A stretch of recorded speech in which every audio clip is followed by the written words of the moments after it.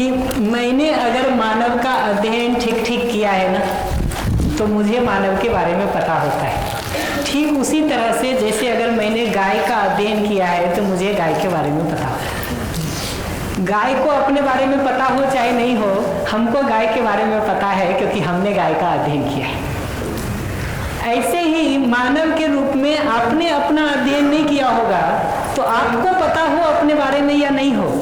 मैंने अगर मानव के रूप में अपना ठीक ठीक अध्ययन किया है तो मुझे आपके लिए भी ये बात पता होती है कि मूल में तो आप भी सही को समझना ही चाहते हैं, सही जीना ही चाहते हैं, अपना शुभ चाहते हैं, हमारा भी शुभ ही चाहते हैं। किसी गलती बस, किसी नासमझी बस, योग्यता के अभाव में, गलत मान्यताओं के कारण आप गलती करते हैं। ठीक वैसे ही ये निष्कर्ष कैसे निकला है? ये निष्कर्ष आपको देख के नहीं निकला है।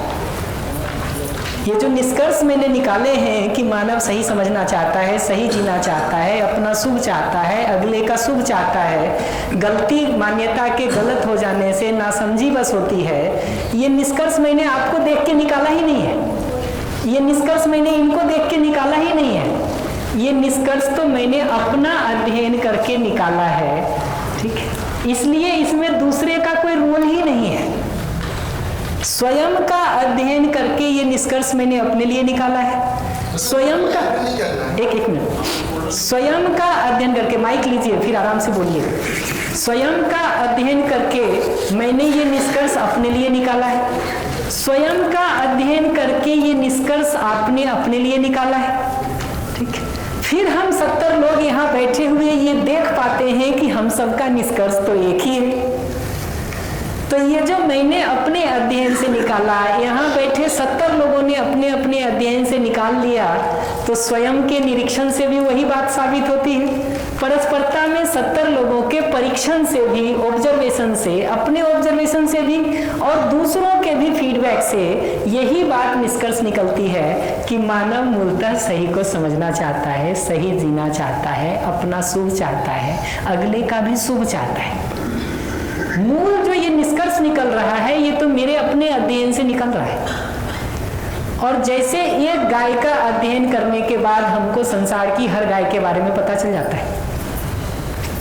एक आम को खाने के बाद हमको पता चल जाता है कि आम है तो स्वास्थ्य के लिए ठीक ही है और मीठा ही होता है। चीनी देखते हैं, देखते ही हमको पता चल जाता है ना कि मीठा होगा।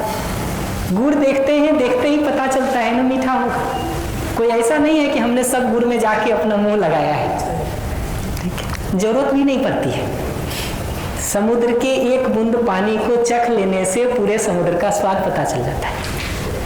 घर में पुराने जमाने में जब चावल बनाते थे खुले बर्तन में, आजकल तो ज्यादातर जगह कुकर में बनने लगा है, तो चावल या दाल कुछ भी हम बनाते हैं उसके एक दाने को देख करके हमको सबके बारे में पता चल जाता है। तो ये निष्कर्ष जो निकाल रहे हैं ये हम दूसरे के आचरण को देख के निकाल ही नहीं रहे। दूसरे के आचरण को देख के निष्कर्ष निकालेंगे तब तो उसमें कहीं अच्छा दिखेगा, कहीं खराब दिखेगा। दूसरे के आचरण को देख करके अगर उसके इंटेंशन पर डाउट करना शुरू किए तो ये तो फिर हम दूसरे को देख के सारा निष्कर्ष निकाल रहे हैं। हमारा जो ये निष्कर्ष निकल रहा है मानव के बारे में, ये तो ऐसा निष्कर्ष है कि मैं ऐसा चाहता हूँ, पहले ये देखा हमने, फिर मैं मानव हूँ इसलिए मैंने ऐसा देख लिया कि मानव ऐसा चाहता है।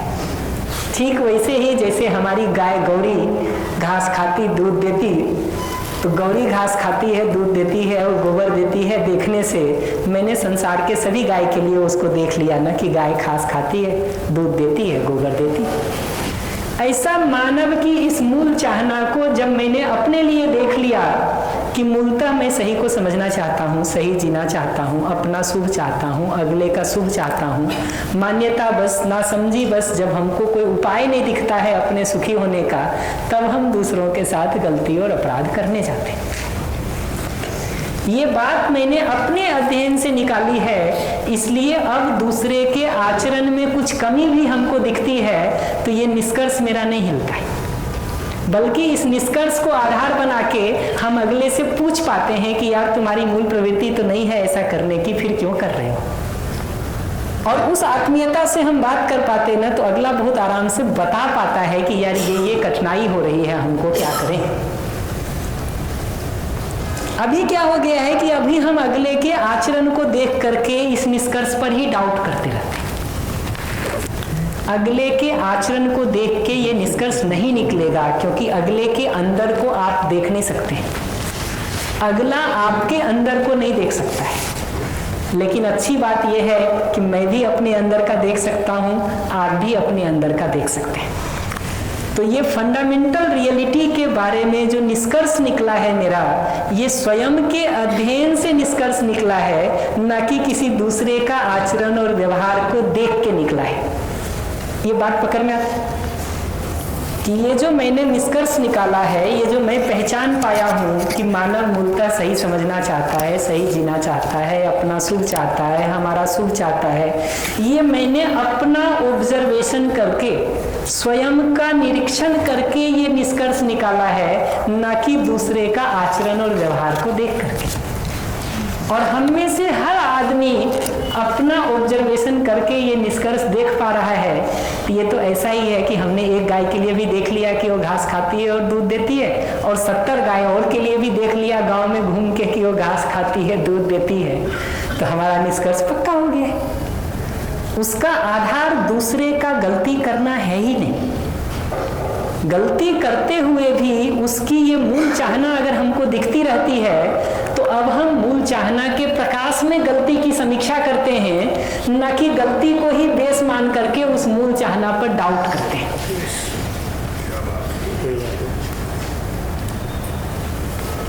जी हो गया, पीछे पीछे होना चाहिए। नमस्ते भैया। नमस्ते। विचार ये आ रहा था कि जब मैं खुद को देखता हूँ स्वयं को, तो मैं अपने को दो रूप में देखता हूँ, एक तो अपने चेतना के लेवल पे और शरीर के लेवल पे।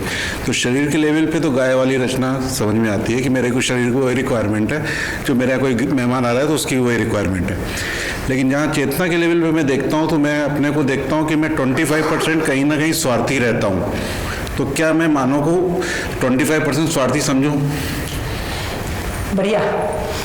इसमें मैं स्वार्थ का ठीक मतलब देखेंगे ना, तो उसका मतलब इतना ही है कि आप अपना सुख समृद्धि चाहते हैं, इतना ही तो कह रहे हैं।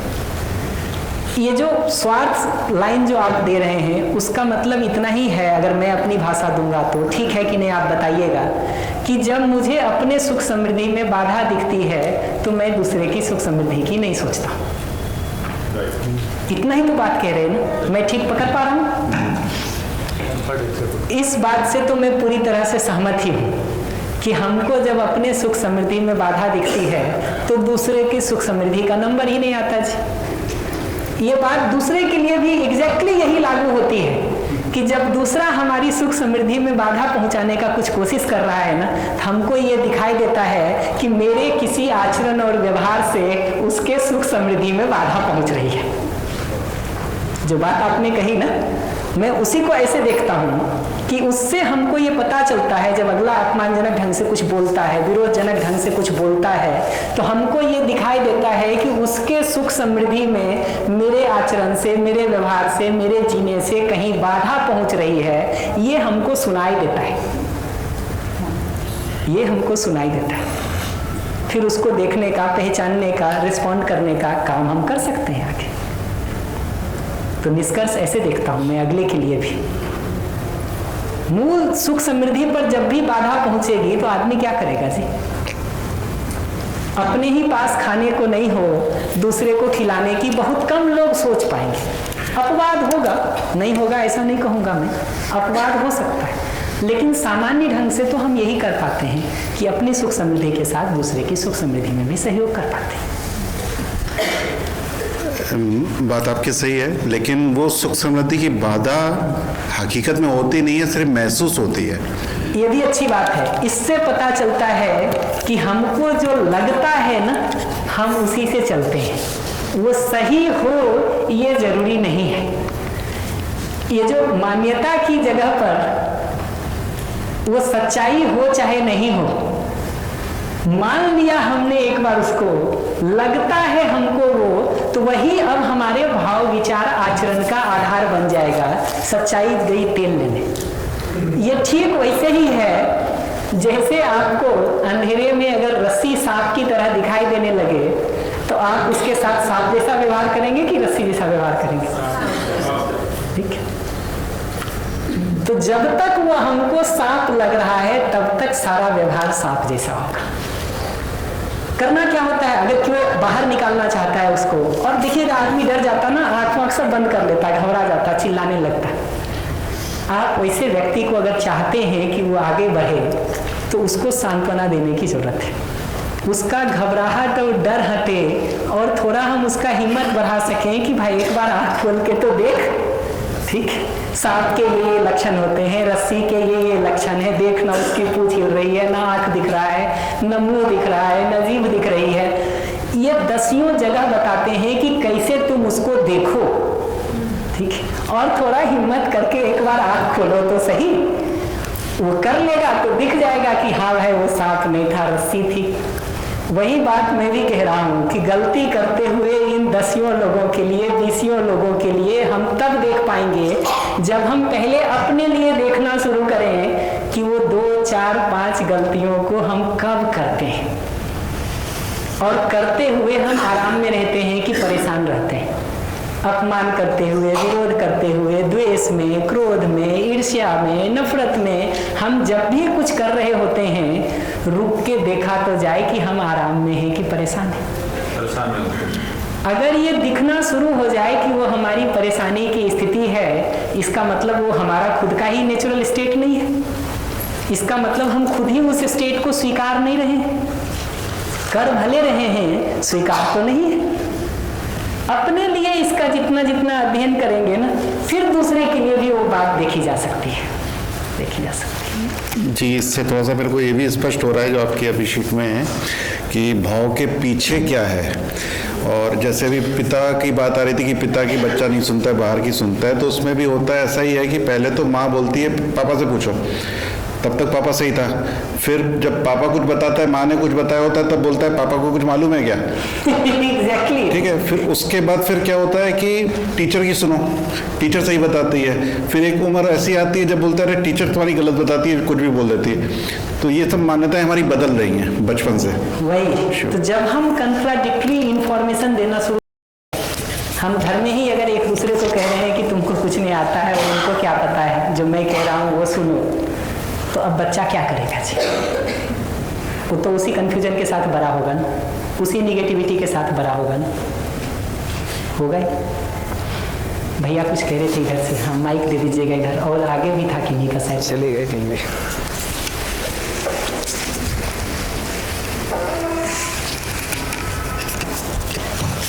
सर मैं ये कह रहा था, सभी को नमस्कार मेरा। स्वीकृति और सहज स्वीकृति के लिए मैं कहना चाह रहा था कि अगर किसी चीज़ को मैं सहज स्वीकार कर रहा हूँ, लेकिन कई बार मुझे कुछ चीज़ें स्वीकृति के तौर पर अपने बड़ों का आदर करते हुए भी स्वीकार करनी पड़ती है, तब भी कुछ परेशानियाँ आती हैं और डिसीज़न भी चेंज होते हैं। उस टाइम पे जो रिजल्ट होता है वो मैं ना चाहते हुए भी एक्सेप्ट करता हूँ, तो उससे मेरे विचारों में भी प्रभाव पड़ता है, कहीं ना कहीं मेरे भाव भी परिवर्तित हो जाते हैं। लेकिन इन द बिगिनिंग मेरा शुरुआत तो बिल्कुल सही था, लेकिन मैंने स्वीकृत किसी और के कहने पे किया, तो उस चीज़ से निकलने के लिए क्या होगा? क्योंकि सहज स्वीकृति मेरी कुछ और थी और स्वीकृत मुझे कुछ और करना पड़ा। बिल्कुल, तो जो आपको सहज रूप में स्वीकार नहीं है उसको किसी भी कारण से आप करेंगे, आपके अंदर ही 2 टुकड़ा बट जाता है।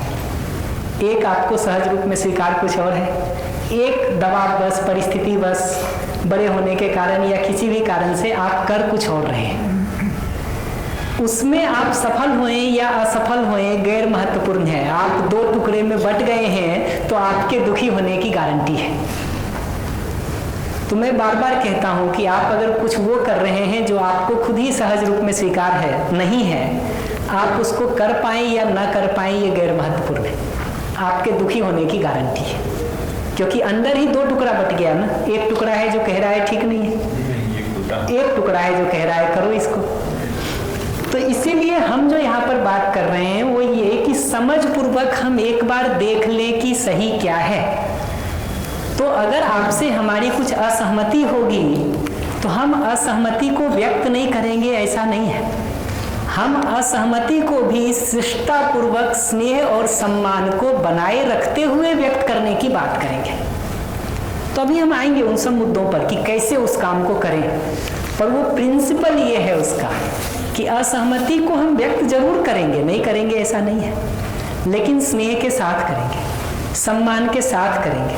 तुम बेवकूफ़ हो या वो जो लाइन कह रहे हैं, हमको पता भी नहीं चलता है बोलते हुए कि हम अगर ये कह रहे हैं कि पापा को क्या समझ में आता है, ये वाक्य से हम पापा का सम्मान कर रहे हैं कि अपमान कर रहे हैं, ये हमको पता नहीं चलता है बोलते हुए। हमको बोलते हुए पता नहीं चलता है, लेकिन अगले को सुनते हुए तो चोट लग रही है ना जी।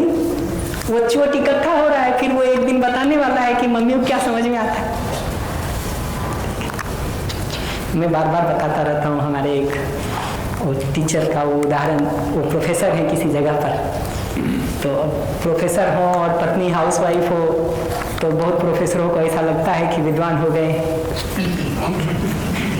हमारे नायक जी कहाँ गए, वो हर बार कहानी सुनाते रहते हैं कि घर आके ये सामने रहे। तो हमको लगता है कि हम विद्वान हैं, घर वाले को तो कुछ आता नहीं है। तो जाने अनजाने हम दसियों जगह पर कब बोलते रहते हैं ये बात कि तुमको कुछ नहीं पता, तुमको कुछ नहीं समझ में आता, हमको पता नहीं चलता है। हमको पता नहीं चल रहा है, लेकिन अगला तो हर्ट हो रहा है ना, तो हर्ट होके जमा रहता है, फिर वो अपना अवसर ढूंढता है कि हम किस दिन बताएंगे, जवाब देंगे। तो एक दिन उसके बच्चे का एग्जाम का रिजल्ट आया, तो दोपहर में बच्चा लौट आया होगा, तो पत्नी ने खोल करके सब देख लिया, रिजल्ट पूछ करके बच्चे से कैसा है। शाम को जब पापा आए तो वेट कर रही थी बैठ करके कि आ जाए जरा। जब आए तो जोर से दूर से बुला के पूछी, बेटा तुम्हारा रिजल्ट आ गया ना? हाँ। पापा को बताओ जरा रिजल्ट क्या आया है। ठीक है, ठीक है। कितने नंबर आए? हिंदी में कितने आए? कहा 95। कहा मैथ्स में कितने आए? कहा 80। ठीक है। कहा हिंदी कौन पढ़ाती है? तो मम्मी। मैथ्स कौन पढ़ाते हैं? पापा। तो उसने से निकल दिया कि भाई तुम हो गए स्कूल के प्रोफेसर, कॉलेज के प्रोफेसर, बढ़िया बात है, ठीक है, लेकिन तुमको घर में बच्चा पढ़ाने नहीं आता है। तुम हमको बताते हो कि हमको कुछ नहीं आता है, हम तुमको बता रहे हैं कि तुमको बच्चा पढ़ाने नहीं आता है। ढूंढ ही लेगा जी आदमी, 4 जगह ढूंढ ही लेगा। अगर हम इस तरह से बोलते रहते हैं जिसमें हमको पता नहीं चलता है कि हम अगले का अपमान कर रहे हैं, तो ये चोट अगले को पहुंच रही है, ये बात हमको धीरे धीरे पहचानने की ज़रूरत है।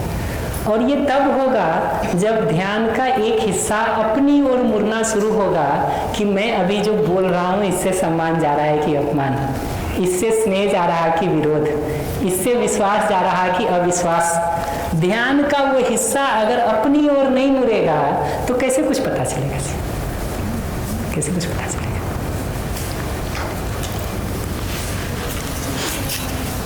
और कोई प्रश्न हो तो बताइए। माइक दे दीजिएगा प्लीज।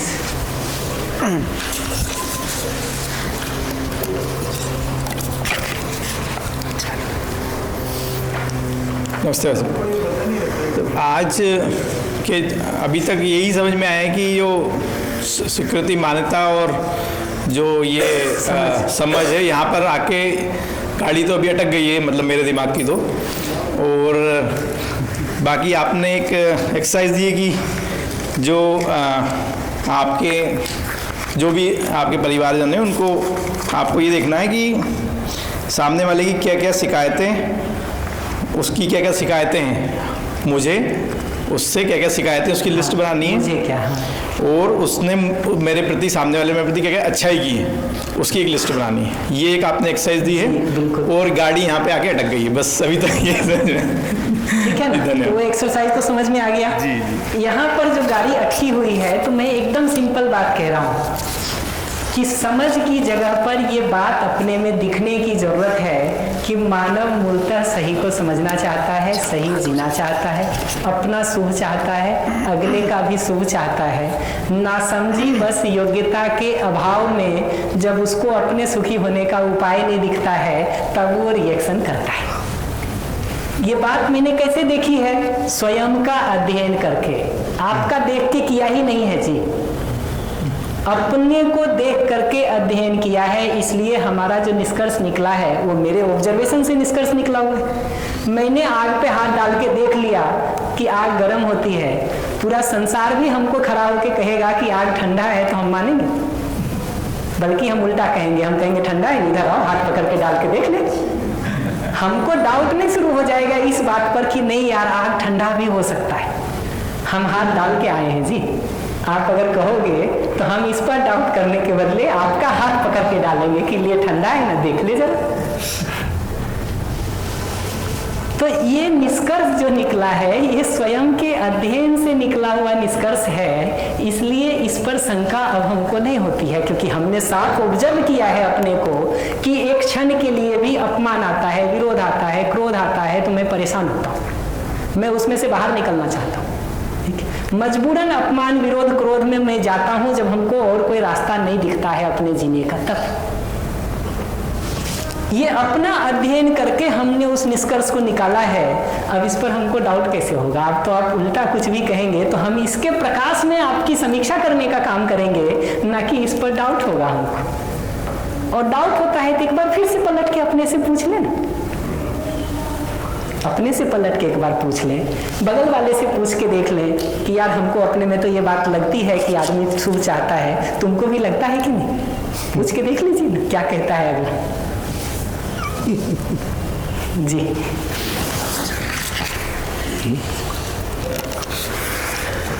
भैया जी, मैं शिविर में आ चुका हूँ और वही लता की मम्मी के साथ चाय की बात शुरू कर दूँ।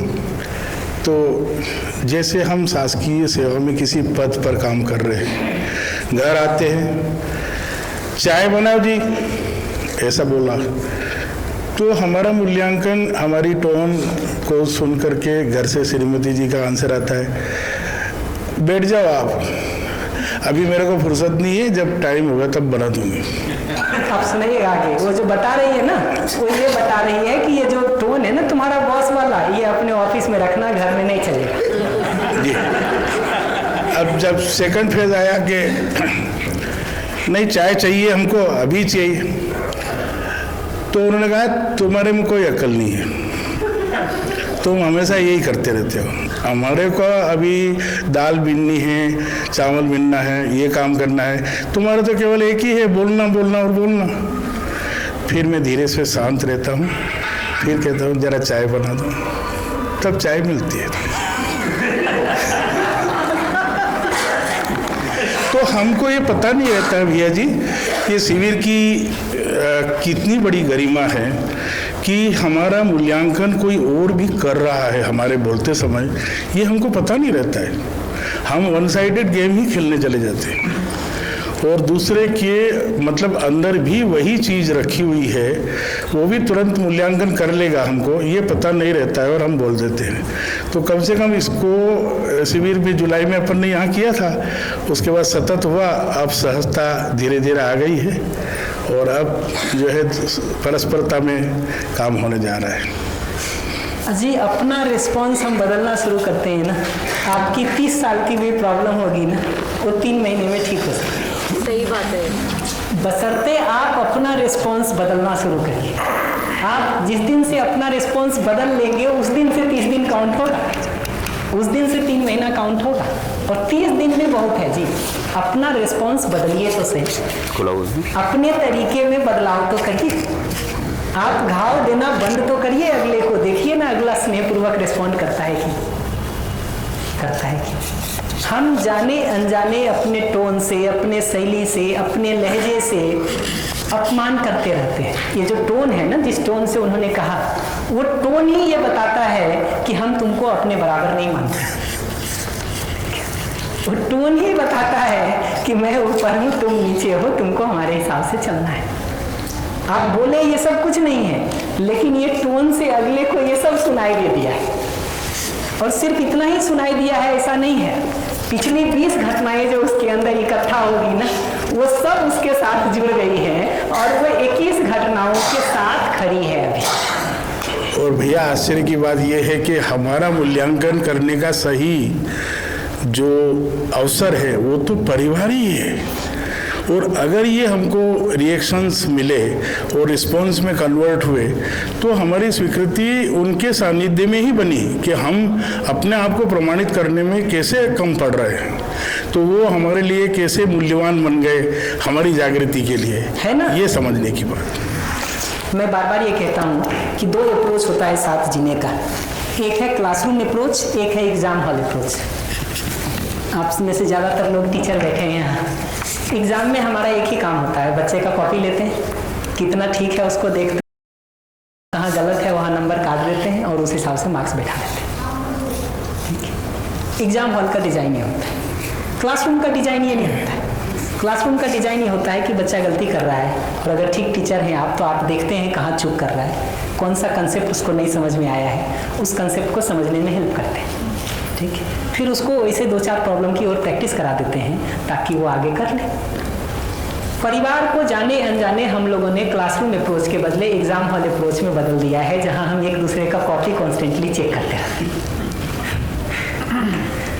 और कॉपी चेक करने में सही को नंबर दें चाहे नहीं दें, गलत कहाँ है वहाँ काटना महत्वपूर्ण हो जाता है। तो बहुत सारे टीचर तो कॉपी चेक ऐसे नहीं करते कि वो नंबर देते हैं, वो जहाँ जहाँ गलत है वहाँ काटते चले जाते हैं और 100 में माइनस करके बैठा देते हैं। वो डिज़ाइन ही जो हमने जीने का बना लिया है ना, वो एग्जाम हॉल अप्रोच बना लिया है, जहाँ कॉन्स्टेंटली एक दूसरे की कॉपी हम चेक कर रहे हैं और उसमें जो चूक हो रही है उसको नोट करते जा रहे हैं। होना बनता है वो classroom approach. Exam hall approach test लेने के लिए तो ठीक है, अगला कितने पानी में है ये पता करने के लिए तो ठीक है। तो अगर आपको पता करना हो कि पति या पत्नी कितने पानी में है तो एक कंकर मार के देख लीजिए, पता चल जाएगा। लेकिन वो जीने का अप्रोच तो नहीं हो सकता है ना। जीने के अप्रोच में अगर सुबह शाम कंकर मारते रहिएगा तो घायल होगा अगला, घायल होंगे आप, फिर लहू लुहान एक दूसरे के साथ रहेंगे तो तकलीफ तो होगी। जी आप कुछ कीजिए। जी नमस्कार भैया। नमस्ते। एक प्रश्न है, अभी एक हमारे भैया ने प्रश्न पूछा था कि जो देश दुनिया की समस्याएं हैं क्या इन पे भी काम करेगा। तो मुझे याद आया कि एक दिन मैं एक्चुअली एनजीओ में काम करता हूँ, अक्सर मैनेजमेंट का काम करता हूँ एज ए मैनेजर। तो मैं किसी मैनेजमेंट की समस्या पे घर में डिस्कस कर रहा था पत्नी के साथ। तो मुझे आश्चर्य आज यहाँ हुआ जब आपने बताया कि उन्होंने एक बात कही उस समय एक लाइन में कि जहाँ तक मैं समझती हूँ जो घर का मैनेजमेंट अच्छे से नहीं मिला पाता है वो बाहर का मैनेजमेंट अच्छे से नहीं मिला सकता।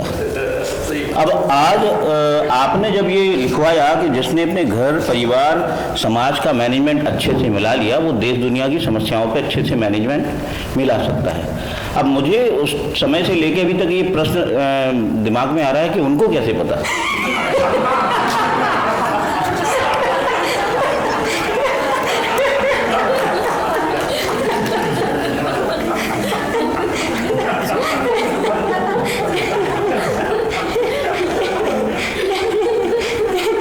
बात है, आप तो ऐसा सोच रहे हैं कि हमको दिन दुनिया इतना घूम के नहीं पता चला, उसको घर बैठे कैसे निष्कर्ष निकल गया। उसको निष्कर्ष निकल गया आपको देख के कि आप ये बताते होंगे कि संसार में इतनी जगहों पर आप ये सब सॉल्व करके आए हैं, तो वो निष्कर्ष निकाल लेती, अच्छा तुमसे यहाँ से तो कुछ हो नहीं रहा, तुम बाकी सब हमसे लिस्ट गिना रहे हो, तो हमको पता है कि तुम क्या करके आए हो। इनफैक्ट मजे की बात है, ये दिन दुनिया देश जितने भी लोग होते हैं ना, सबको थोड़ा थोड़ा ऑब्जर्व करना शुरू करेंगे ना, धीरे धीरे तो दिखाई देगा। क्योंकि उन्होंने देश की बात कर दी तो मैं फिर से उस उदाहरण पर एक कमेंट और कर देता हूँ। कभी भी आप देखिए, ये आतंकवाद का प्रशिक्षण देने वाले जितने भी बड़े बड़े लोग हैं आज के दिन, ठीक है, आपके पास कोई भी संसार की पूंजी आती है ना, आदमी अपने बच्चे को, ठीक है, वो देना चाहता है। जो आपके पास आपका बेस्ट होता है ना, आप वो बच्चे तक देना चाहते हैं। जो आपकी समस्या होती है वो आपके बच्चे तक नहीं पहुंचे, आप इसका हर संभव प्रयास करते हैं कि नहीं? करते हैं कि नहीं करते? गार्जियन लोग बैठे हुए हैं तो पूछ लेना जरूरी है। ये बात दिखती है कि जिंदगी का जो हमारा बेस्ट से बेस्ट होता है हम अपने बच्चे को देना चाहते हैं, और जिन समस्याओं को हम फेस करते हैं हमारी कोशिश तो यही होती है कि बच्चे तक वो ना पहुंचे। आप लौट करके देखिए कि इन आतंकवाद की ट्रेनिंग देने वाले कितने लोग अपने बच्चे को भी बचपन से आतंकवादी बनाने के लिए काम कर रहे हैं। पता चल जाएगा आपको कि उनकी भी मूल स्वीकृति क्या है।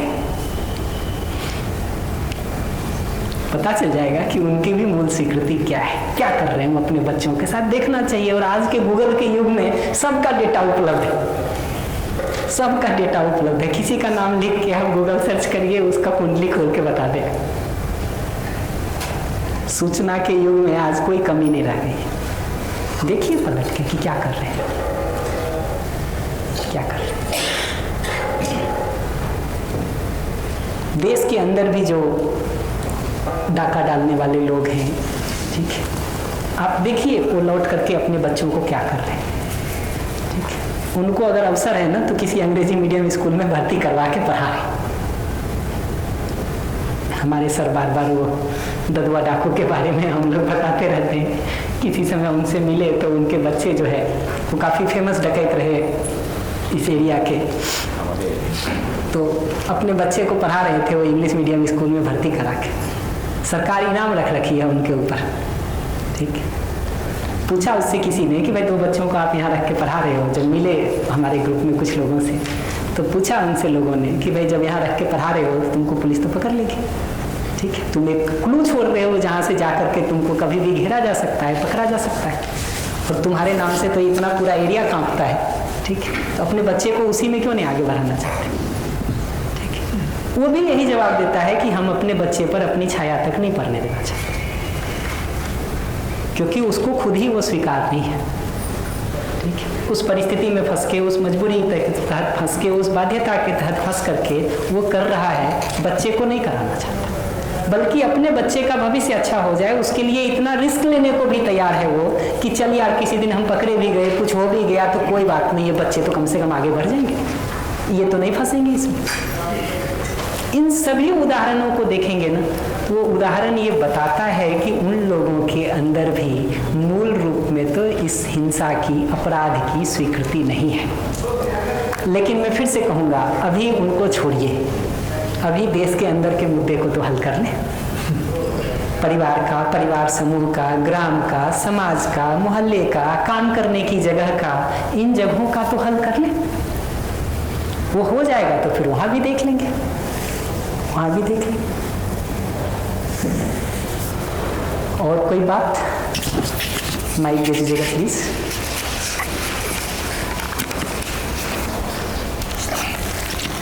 भैया जी को नमस्ते। मेरा एक छोटा सा ऑब्जर्वेशन है। इस कार्यशाला से पहले मैं मुरैना में कार्यशाला के लिए गया था, मैं और मेरी वाइफ साथ में गए थे। तो वहाँ पर एक फीडबैक फॉर्म मिला था जिसमें वाइफ को हस्बैंड की कमी या दुख बताने थे और हस्बैंड को वाइफ की बताने थे। तो वो लिखने के बाद हुआ ऐसा कि वो फीडबैक फॉर्म वहाँ जमा नहीं हुए, तो मेरे कागजों में वो चले आए। जब मैंने घर आकर के 4-5 दिन हो गए, बल्कि 8-10 दिन हो गए, तो वो कागजों को पलटा तो उसमें पत्नी वाला फीडबैक मेरे को मिल गया। तो उसमें लिखा था कि पति की किस कार्य से आपको दुख पहुंचता है। तो उसमें साफ साफ स्पष्ट लिखा हुआ था कि पति जब भी, मैं पूरे समय अच्छा खाना बनाती हूँ, लेकिन जब भी कभी नमक ज़्यादा या कोई सब्जी में गड़बड़ हो जाती है तो वो मेरे को बहुत ज़्यादा तकलीफ देती है। तो मतलब बात बहुत छोटी सी थी, लेकिन मैंने जब उसको पढ़ने के बाद मैं तो ऐसे ही सहजता से बोल देता था कि आज तुमको सब्जी अच्छी नहीं बनाई या गड़बड़ी कर दी इसमें कुछ। तो वो बात उस दिन मेरे को रिएक्ट हुई कि आज के मतलब पत्नी को इतनी सी छोटी सी बात से भी दुख पहुंचता है। भाई आपके लिए देखेंगे ना तो हमको तो लगता है इतनी छोटी सी बात है, पत्नी को क्या सुनाई देता है वो बता रहा हूँ आपको। उसको ये सुनाई देता है कि 30 दिन में 29 दिन तो हमने इसको ठीक खाना बना के दिया, सुबह से ये 25 काम तो घर के ठीक किए, उस दिन इसके मुंह में जुबान नहीं थी कि कुछ अच्छा बोल भी तो लेता।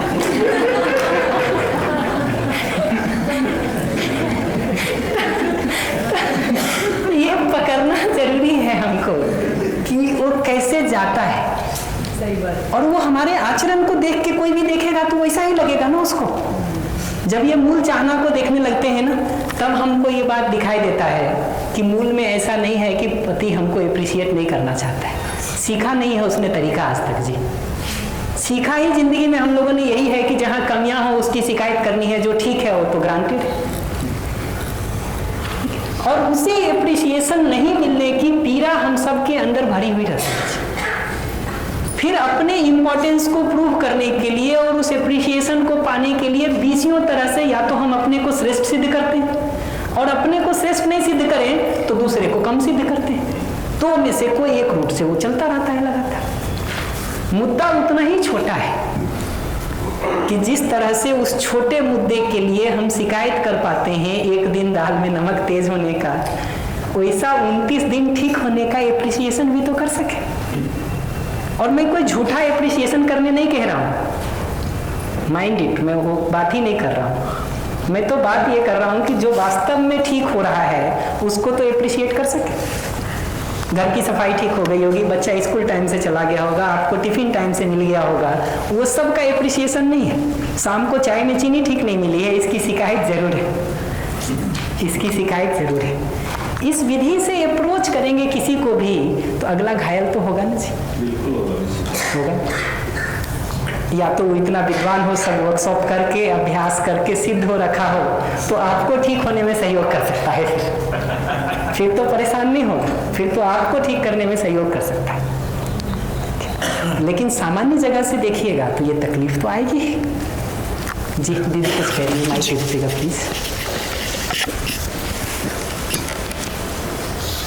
नमस्कार भैया। भैया ने अभी जो प्रश्न किया उसी से संबंधित है, थोड़ा सा उसी में विरोधाभास है कि उनके केस में तो यह था कि शिकायत पर दुख होता था, जैसे मेरे केस में मुझे इस बात से भी विरोध होने लगता है कि शिकायत ही नहीं करते हैं कि कुछ कमी रह गई खाने में, और जब हम खा रहे हैं तो हमें पता चला कि अच्छा इसमें तो कमी है, तो उसमें भी विरोध आ रहा है कि आपने बताया क्यों नहीं कि ये खराब था, तो वहाँ भी मन खराब हो रहा है कि ऐसा क्यों किया। ऐसा तो नहीं है कि पति को इतना डरा के रखे हैं इस पर भी मैं बोलना चाहूँगी कि जैसे वो परिवार में ही है, ये वाला गुण कहूँगी मैं कि किसी की भी आदत नहीं है ये चीज़ कहने की, जो मिला जैसा मिला अच्छा है खा लिया, लेकिन हमें कई बार ग्लानि होने लगती कि हमसे खराब बन गया और बताया भी नहीं, तो वहाँ भी विरोध का भाव आ रहा है ना, ऐसा है ना। तो इन सारी जगहों पर देखिएगा कि क्या होता है ना, तो एक आत्मीयता के साथ पॉजिटिव फीडबैक की जरूरत है। उसमें अगर आप पूछिएगा कि क्या सॉल्यूशन बनता है तो आत्मीयता के साथ पॉजिटिव फीडबैक की जरूरत है। पॉजिटिव फीडबैक का मतलब जो है उसको शिष्टता, सभ्यता और स्नेह के साथ हम बता सकें, वो जरूरत है। एक्चुअली आपको जो तकलीफ होती है ना, वो पहली तकलीफ शायद गेस करिएगा, मैं तो गेस करूंगा अपनी जगह से, मैं तो आपकी स्थिति जानता नहीं हूँ, शायद आपको इस बात की तकलीफ भी होती होगी कि हमको इतना भी अपना नहीं मानता है कि अपनी बात ठीक ठीक बता सके। ठीक है, तो जो आप कह रहे हैं ना सही बात है। ऐसे गेस करने में धीरे धीरे हम लोग एक्सपर्ट हो जाते हैं। एक शिविर में क्या हुआ, एक इकोनॉमिक्स के टीचर बैठे हुए थे और कुछ बात हो रही थी अर्थशास्त्र को लेकर के। हम लोग जो सामान्य रूप से आवश्यकताओं की सूची और वो सब की बात बताते हैं, तो पूरा बताए जब हम लोग ना, तो 8-10 मिनट बाद अचानक से उठे और वो नाराज हो गए। उन्होंने कहा कि आप लोग यही तरीका सीखे हैं कि कोई आपके यहाँ अर्थशास्त्र का व्यक्ति आए तो आप उसको इस तरह से जलील करेंगे बैठा करके और बताएंगे कि तुमको अर्थशास्त्र के सिद्धांत भी ठीक से नहीं पता। हम लोगों को तब पता चला कि अच्छा वो अर्थशास्त्र के प्रोफेसर बैठे। अजय, घरों की समस्याएं सब जगह एक जैसी हैं, कुछ ज्यादा फर्क नहीं है कहीं। ठीक है, एक घर का, अपने घर का और अपने पड़ोस का और अपने काम करने की जगह का ठीक से अध्ययन कर लीजिए ना, तो आपको संसार के सभी जगहों का पता चल जाएगा कि मोरलेस क्या प्रॉब्लम है। लोग वही हैं जी, सब जगह लोग वही हैं, लोग वही हैं, समस्याएं वही हैं और उपाय भी वही है। इन पूरी बातों को सुन करके भी ना हमको जब मोटिवेशन बनता है, ठीक लगता है, उपाय दिखता है, तो हमको लग करके प्रैक्टिस कर लेने की जरूरत पड़ती है कि वो जो पुराना सारे गामा सीख रखे हैं उसको हटा के नए धुन को हम पकड़ सकें। वो पुराने तरीके को ही पकड़ के बैठे रहेंगे और नए तरीके का अभ्यास नहीं करेंगे तो नहीं बदलेगा जी। 10 दिन से सुन रहे हो कि 10 साल से सुन रहे हो, निष्कर्ष नहीं निकलेगा, बदलाव नहीं होगा। बदलाव सुनना जरूरी है, जरूरी नहीं है ये मैं बिल्कुल नहीं कह रहा हूँ, सुनना जरूरी है, सिद्धांतों को पकड़ना जरूरी है, लेकिन वो पहला कदम है, वो अंतिम कदम नहीं है। वो पहला कदम है, नहीं है ये बिल्कुल मैं नहीं कह रहा हूँ, पहला कदम है, लेकिन उसके बाद का दूसरा कदम है उसको आचरण में लाने के लिए, अभ्यास में लाने के लिए एफर्ट करना। तो अगर एक बार ये बात आपको स्वीकृति की जगह पर, समझ की जगह पर स्वीकार हो जाती है ना कि मानव मूलतः सही को समझना चाहता है, सही जीना चाहता है, सही समझ सकता है, अपना सुख चाहता है, हमारा सुख चाहता है, गलतियां नासमझी बस योग्यता के अभाव में होती है, तो ये बात हमको जब पकड़ में आती है ना, और एक बार हमारी इस पर आश्वस्ति हो जाती है स्वयं का अध्ययन करके, तो अब जब हम दूसरे मानव को देखना शुरू करते हैं ना, तो दूसरे मानव को देखते हुए हम पहली चीज ये देखते हैं कि वो भी मेरे जैसा मानव है, ठीक है। और अगर वो संबंध की बात ऊपर से समझ में आई है तो संबंध रूप में हमसे जुड़ा हुआ है, हमारा संबंधी है। और तीसरी बात ये समझ में आती है कि मूल में वो भी अपना सुख चाहता है, हमारा भी सुख चाहता है, और सही समझना चाहता है, सही जीना चाहता है, सही समझ सकता है। ये फंडामेंटल ऑब्जर्वेशन अगले मानव के लिए करना, ये मूलभूत अभ्यास हो जाता है हमारा। इसका मतलब ये है कि मैं जब इसको ठीक से पकड़ लीजिएगा, क्योंकि इस अभ्यास को करेंगे तभी आपको इसका इम्पैक्ट दिखेगा। इसका मतलब ये होता है कि आप अगर इस क्लासरूम में बैठे हुए हैं, आप इस क्लासरूम की बाकी सारी चीज़ों को खूब सजगता से देखें, कुर्सी देखें, टेबल देखें, लाइट देखें, फैन देखें, सब देखें, ठीक है, हमारी आवाज़ नहीं सुने। ये क्लास में बैठना सार्थक है कि बेकार है? बेकार है ना? क्यों बेकार है? क्योंकि जो करना था वो नहीं करके बाकी सब हम किए जा रहे हैं, बाकी सब हम किए जा रहे हैं। ऐसे ही जब हम किसी आदमी को देखते हैं ना, तो उसका कपड़ा हमको दिखाई दे चाहे नहीं दे, उसका रंग हमको दिखाई दे चाहे नहीं दे, उसके बाल हमको दिखाई दे ना दे, चेहरा दिखाई दे ना दे, उसका व्यवहार दिखाई ना दे ना दे, वो सम्मान कर रहा है कि अपमान, ये दिखाई दे ना दे, गैर महत्वपूर्ण है। पहली महत्वपूर्ण बात ये देखने की है कि वो भी मेरे जैसा मानव है, हमारा संबंधी है, मूल में सही को समझना चाहता है, सही जीना चाहता है, अपना सुख चाहता है, हमारा सुख चाहता है। ये बेसिक बात हमको उस अगले आदमी के लिए सबसे पहले दिखने की जरूरत है। तो आप जब कोई प्रश्न पूछने के लिए भी माइक लेते हैं ना, तो हमको आपका माइक लेना और प्रश्न बाद में सुनाई देता है। पहली चीज ये दिखाई देती है कि मूलतः आप भी मानव हैं, मेरे जैसे संबंधी हैं, सही समझना चाहते हैं, सही जीना चाहते हैं, अपना सुख चाहते हैं, हमारा सुख चाहते हैं। अगर वो बेसिक छूट जाए ना, तो लोगों को ये भी लग सकता है कि आप हमको परेशान करने के लिए तो सवाल नहीं पूछ रहे। ठीक है, ये लगने की संभावना ही खत्म हो जाती है अगर हम फंडामेंटल स्टेप पर उस मूलभूत अभ्यास को करने का काम कर रहे हैं। तो आज ब्रेक में बहुत बात हो रही थी, 2-3 लोग खड़े थे इस बात पर कि हम ज़्यादातर समय अभ्यास को ऐसा चुनते हैं कि क्या नहीं करना है, और वही बताते रहते हैं। तो हम बच्चे को भी कहते हैं हल्ला नहीं करो, ठीक है, टीवी नहीं देखो, मोबाइल छोड़ दो। हमको ये दिखाई नहीं देता है कि इस अभ्यास को हम कितना भी कहेंगे ना, चर्चा के केंद्र में टीवी है, चर्चा के केंद्र में मोबाइल है, ठीक है। तो ध्यान चाहते ना चाहते हुए भी बच्चे का उस टीवी पर ही जाएगा, मोबाइल पर ही जाएगा। और नहीं करो तो करेगा क्या? क्या करो वाली जगह से चर्चा को शुरू करेंगे ना, तो कुछ चर्चा अभ्यास का हो सकता है। तो दूसरे के लिए तो उसको हम बाद में देखेंगे, अपने लिए इसको देखना शुरू करें कि अभ्यास क्या नहीं करो से नहीं शुरू होता है। तो हमको गुस्सा नहीं करना है, या हमको विरोध नहीं करना है, ठीक है, या हमको झगड़ा नहीं करना है, हम इस अभ्यास से बात नहीं कर रहे हैं। हम कह रहे हैं मानव में इस फंडामेंटल सच्चाई को देखना तो शुरू करिए, और देखिए कि इस सच्चाई जब आपको दिखती रहती है तो अगले के प्रति स्नेह का भाव आता है कि विरोध का भाव आता है। अगर आपको सामने वाला मानव अपने जैसे मानव के रूप में दिखाई दे रहा है, अपने से संबंधी के रूप में दिखाई दे रहा है, और ये बात दिखती है कि मूल में वो अपना सुख चाहता है, हमारा भी सुख चाहता है, आपके प्रति स्नेह का भाव आएगा कि विरोध का भाव आएगा? ये पकड़ना जरूरी है और इसको करके देखिए ऑब्जर्वेशन। अभी आपको लगता है ना कि गुस्सा आना इतना नेचुरल है, विरोध आना इतना नेचुरल है। आप देखिए, माइक उधर दे दीजिएगा, मैं 2 मिनट में देता हूँ जगह। आप देखिए, अभी भी आपको किसी पर गुस्सा, किसी पर विरोध, किसी पर नाराजगी कब आती है? जब आपको लगता है कि आपकी समस्या का कारण वो है और वो आपको तंग करना चाहता है। सुबह में उदाहरण बता रहे थे ना, एक्सीडेंट हमारा हो गया, अगर हमको दिखता है कि जिससे एक्सीडेंट सामने से जो टकराया है उसकी गलती नहीं थी, गलती तो उस पेंट वाले की थी, तो गुस्सा पेंट वाले पर हमको आता है, ना कि उस टकराने वाले पर आता है। ऐसे ही एक बार हमको जब लगता है कि अगला मानव वस्तुतः हमको तंग करना चाहता है या परेशान करना चाहता है, गुस्सा आएगा ही जी।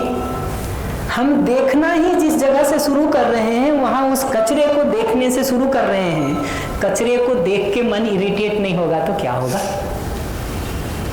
हम कह रहे हैं कि उन सारे कचरों के पीछे लौट करके देखिए तो ये फंडामेंटल सच्चाई है कि नहीं, अपने ऑब्जर्वेशन से तय करिए।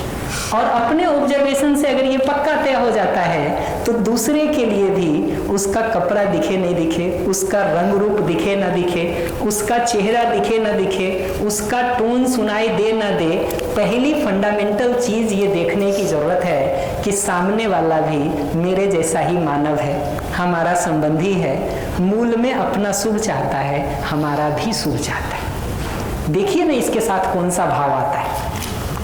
जितना नेचुरल अभी आपको लगता है ना कि क्रोध आ जाता है, अपमान आ जाता है, गुस्सा आ जाता है, विरोध आ जाता है, उतना नेचुरल आपके लिए हो जाएगा स्नेह का भाव आना। स्नेह का भाव आना। माइक दे दीजिएगा उसको प्लीज।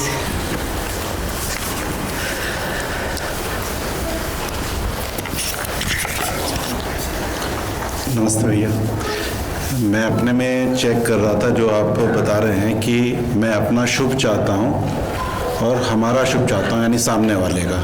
तो मेरे को अपने में जांचने में ये हो रहा था कि मैं सामने वाले का शुभ नहीं चाहता, लेकिन मैं उनका अशुभ नहीं चाहता।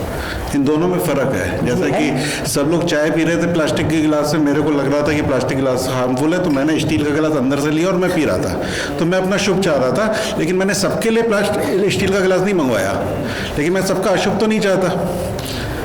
तो यानी इसमें अगर हम ये सेंटेंस मैं मानव को समझता हूँ तो हर व्यक्ति दूसरे का अशुभ नहीं चाहता, लेकिन शुभ अपने परिवार के सदस्यों को तो चाह सकता है जो बिल्कुल क्लोज हो, लेकिन समाज के सदस्यों का अशुभ नहीं चाह सकता। जैसे कचरे की एक बाल्टी हम नीचे डालते हैं, कूड़े वाला आता है और ले जाता है, मैं अपना शुभ चाहता हूँ, मैंने कूड़ा निकाल दिया, लेकिन मैं बाल्टी उठाना भूल जाता हूँ, तो सामने वाले को जो नीचे घर सामने पड़ रहा था, मेरी बाल्टी जहाँ स्मेल मार रही थी, तो मैंने उसका अशुभ नहीं चाहा, लेकिन बाय द वे मैं भूल गया, है ना। तो आपकी बातों से 2 चीज़ हमको सुनाई दिया। एक ये कि हम समाज का कम से कम अशुभ नहीं चाहते हैं, इतना तो पक्का कहा आपने। दूसरा ये कहा कि अपने परिवार या नज़दीकी जनों का हम शुभ चाहते हैं। ठीक सुना ना मैं? बढ़िया। तो एक बात तो पक्का हो गया कि अशुभ नहीं चाहते हैं, इतना तो फिक्स हो गया। दूसरा, आपके स्टेटमेंट से ही ये बात पता चल रही है कि जहाँ तक हम संबंध देखते हैं अपना, वहाँ तक तो हम शुभ चाहते हैं। जहाँ हमको वो संबंध दिखाई नहीं देता है, वहाँ हम शुभ नहीं चाह पाते। यही तो कह रहे हैं आप कि जितनी दूर में हमको संबंध दिखाई दे रहा है, परिवार का मतलब क्या, या जिसको आप नियर एंड डियर कह रहे हैं, उसका मतलब क्या है? उसका मतलब यही है कि जिनको हम अपने संबंधी के रूप में देखते हैं, एक बात, और दूसरा जिनके लिए हमको कम से कम कहीं ना कहीं लगता है कि ये तो हमारा शुभ ही चाहते हैं। ये 2 ही चीज़ तो होती है परिवारजनों में, कि कहीं ना कहीं वो हमको अपने संबंधी के रूप में दिखते हैं और हमको एक आश्वस्ति होती है कि अगला हमारा शुभ चाहता है। जितना जितना इस प्रकृति की व्यवस्था के जुड़ाव को हम देखते हैं, जितना जितना इस परस्परता के अंतर संबंध को हम देखते हैं, उतना उतना हमको दिखता है कि ये जुड़ाव वस्तुतः 8-10 लोगों से हमारा नहीं है, बल्कि ये जुड़ाव बहुत फैला हुआ है। और उसी के उदाहरण के रूप में हमने उस शुरू में वहाँ से चर्चा को शुरू किया था कि धीरे धीरे ये ऑब्जर्वेशन करना शुरू करें कि वस्तुतः ये सब हमारे संबंधी हैं कि नहीं, वस्तुतः हम इनसे जुड़े हुए हैं कि नहीं है। ये ऑब्जर्वेशन करना शुरू करें। निष्कर्ष निकालने अभी मैं ये नहीं कहूँगा, ऑब्जर्वेशन करना तो शुरू करें, देखना तो शुरू करें कि हमारे जीने में डायरेक्टली इनडायरेक्टली इन सब लोगों का सहयोग है कि नहीं है, इन सब के साथ जुड़ाव है कि नहीं है। हम सब उसी एक साझी हवा पानी धरती को शेयर कर रहे हैं कि नहीं कर रहे हैं। आप भी इस हवा को जहरीला करें तो असर हमको भी भुगतना पड़ता है कि नहीं पड़ता है। हम जिन सुविधाओं का संसाधनों का प्रयोग कर रहे हैं उनके उत्पादन में, उनके हम तक पहुंचने में लोगों का योगदान है कि नहीं है। जितना ये दूसरे से मिलने वाला सहयोग दिखाई देगा, जितना ये दूसरे से मिलने वाला जुड़ाव दिखाई देगा, उतना आपको संबंध महसूस होना शुरू होगा। जहां नहीं हो रहा है वहां भी वो महसूस होना शुरू हो जाएगा। सेकेंड स्टेप उसका यही है कि वो जो मानव मूलतः शुभ चाहता है, ये जब अगले के लिए देख पाते हैं तो स्वाभाविक रूप से हमारी भी प्रवृत्ति उनके लिए अच्छा करने की होती ही है। आपसे मिलने वाला सहयोग और आपसे जुड़ाव, ये दो हमको जितना जितना दिखाई देता है ना, उतना उतना लौट करके हमको भी आपके लिए कुछ करने की प्रेरणा होती है। तो ये दो चीजों पर रुक करके देखा जाए, एक अगले के साथ जुड़ाव, दूसरा अगले से मिलने वाला सहयोग। जी जी, बात सही है। बस इसमें यही आ रहा था कि जब मैं दूसरे का शुभ चाहूँगा तो मेरा एक्शन बदलेगा, और जब मैं दूसरे का अशुभ नहीं चाहूँगा तो मेरा एक्शन अलग रहेगा। एग्जैक्टली, मैं जानता हूँ इसको, मैं जानता हूँ, इसलिए मैं ये बात कह रहा हूँ। मैं यहाँ तक नहीं रुक रहा हूँ कि हम अशुभ नहीं चाहते। हम कह रहे हैं थोड़ा रुक करके संबंध को देखना तो शुरू करिए, उनसे मिलने वाले सहयोग को देखना और पहचानना तो शुरू करिए। देखिए ना क्या भाव आता है अपने में। आप देखिएगा ना, मैं पूरे अभ्यास में एक बार भी ये नहीं कह रहा हूँ कि विरोध हटाइए, एक बार भी ये नहीं कह रहा हूँ कि गुस्सा हटाइए। ठीक वैसे ही जैसे सांप से डरते हुए व्यक्ति को हम ये नहीं कहने से शुरू कर रहे हैं कि डरना छोड़ दो। हम शुरू यहाँ से करते हैं कि आंख खोल के देखना तो शुरू करो कि सांप है कि रस्सी है। दिख जाएगा तुमको एक बार कि वो रस्सी है, सांप नहीं है। किसी को कहने की जरूरत नहीं है कि भय हटाओ, अपना हट जाएगा ना। जैसा वो चीज वहां दिखती है ना, वैसा ही ये मूलभूत सच्चाई की जगह पर जब हमको दूसरा भी अपने जैसे मानव के रूप में दिखाई देता है, अपने संबंधी के रूप में दिखाई देता है। जैसे विश्वास सम्मान स्नेह से मैं जीना चाहता हूँ, वैसे ही अगला भी जीना चाहता है, ये दिखाई देता है। जैसे मैं अपना शुभ और अगले का शुभ चाहता हूँ, ये दिखाई देता है। उससे मिलने वाला सहयोग हमको दिखाई देता है। स्वाभाविक रूप से हमारे अंदर स्नेह की प्रवृत्ति पैदा होती है, स्नेह का भाव पैदा होता है, वो बहुत नेचुरल फ्लो करता है। अभी ये हो गया है कि हमारा उस निगेटिव में जीने का इतना आदत और अभ्यास हो गया है कि हम उस पॉजिटिव फ्लो को सीधा नहीं बहुत बार देख पाते। लेकिन इस मूलभूत सच्चाई पर ध्यान बना के तो देखिए क्या होता है। एक दिन आज से कल तक में इस प्रयोग को करके देखिए कि जब भी किसी व्यक्ति पर आपकी नजर पड़ती है ना, तो उसका कपड़ा, उसका रंग रूप, उसका चेहरा, उसका बाल, उसकी बात, ये सब बाद में सुनाई दे। पहली चीज ये दिखाई दे कि वो भी मेरे जैसा मानव है, हमारा संबंधी है, उसके साथ हमारे जीने में हम सबको एक दूसरे का बहुत सहयोग रहता है, और मूल में वो अपना भी सुख चाहता है और हमारा भी सुख चाहता है। इसको देखना तो शुरू करिए, देखिए क्या भाव उभरता है आप में उसके। सिर्फ देखने भर से मैं कह रहा हूँ और कुछ नहीं। और ये देखने को मैं कोई कल्पना करने नहीं कह रहा हूँ, मैं कोई जबरदस्ती मानने नहीं कह रहा हूँ, मैं कोई इमेजिनेशन में आंख मूंद करके ऐसी कल्पना करो ये नहीं कह रहा हूँ। मैं कह रहा हूँ खूब अच्छे से आंख खोल करके अपना निरीक्षण करके तो देखिए कि हम क्या चाहते हैं, और उससे जो निष्कर्ष हमको निकलता है उसको हम सभी मानव के लिए देख सकें। जरूरत पड़े तो और 70 लोगों से भी पूछ के देख लें कि भाई हमको तो ऐसा लगता है कि मानव के रूप में हम शुभ चाहते हैं, अपना भी और अपने संबंधी जनों का भी। तुम भी ऐसा चाहते हो कि पूछ के देख लिया जाए, पता चल जाए।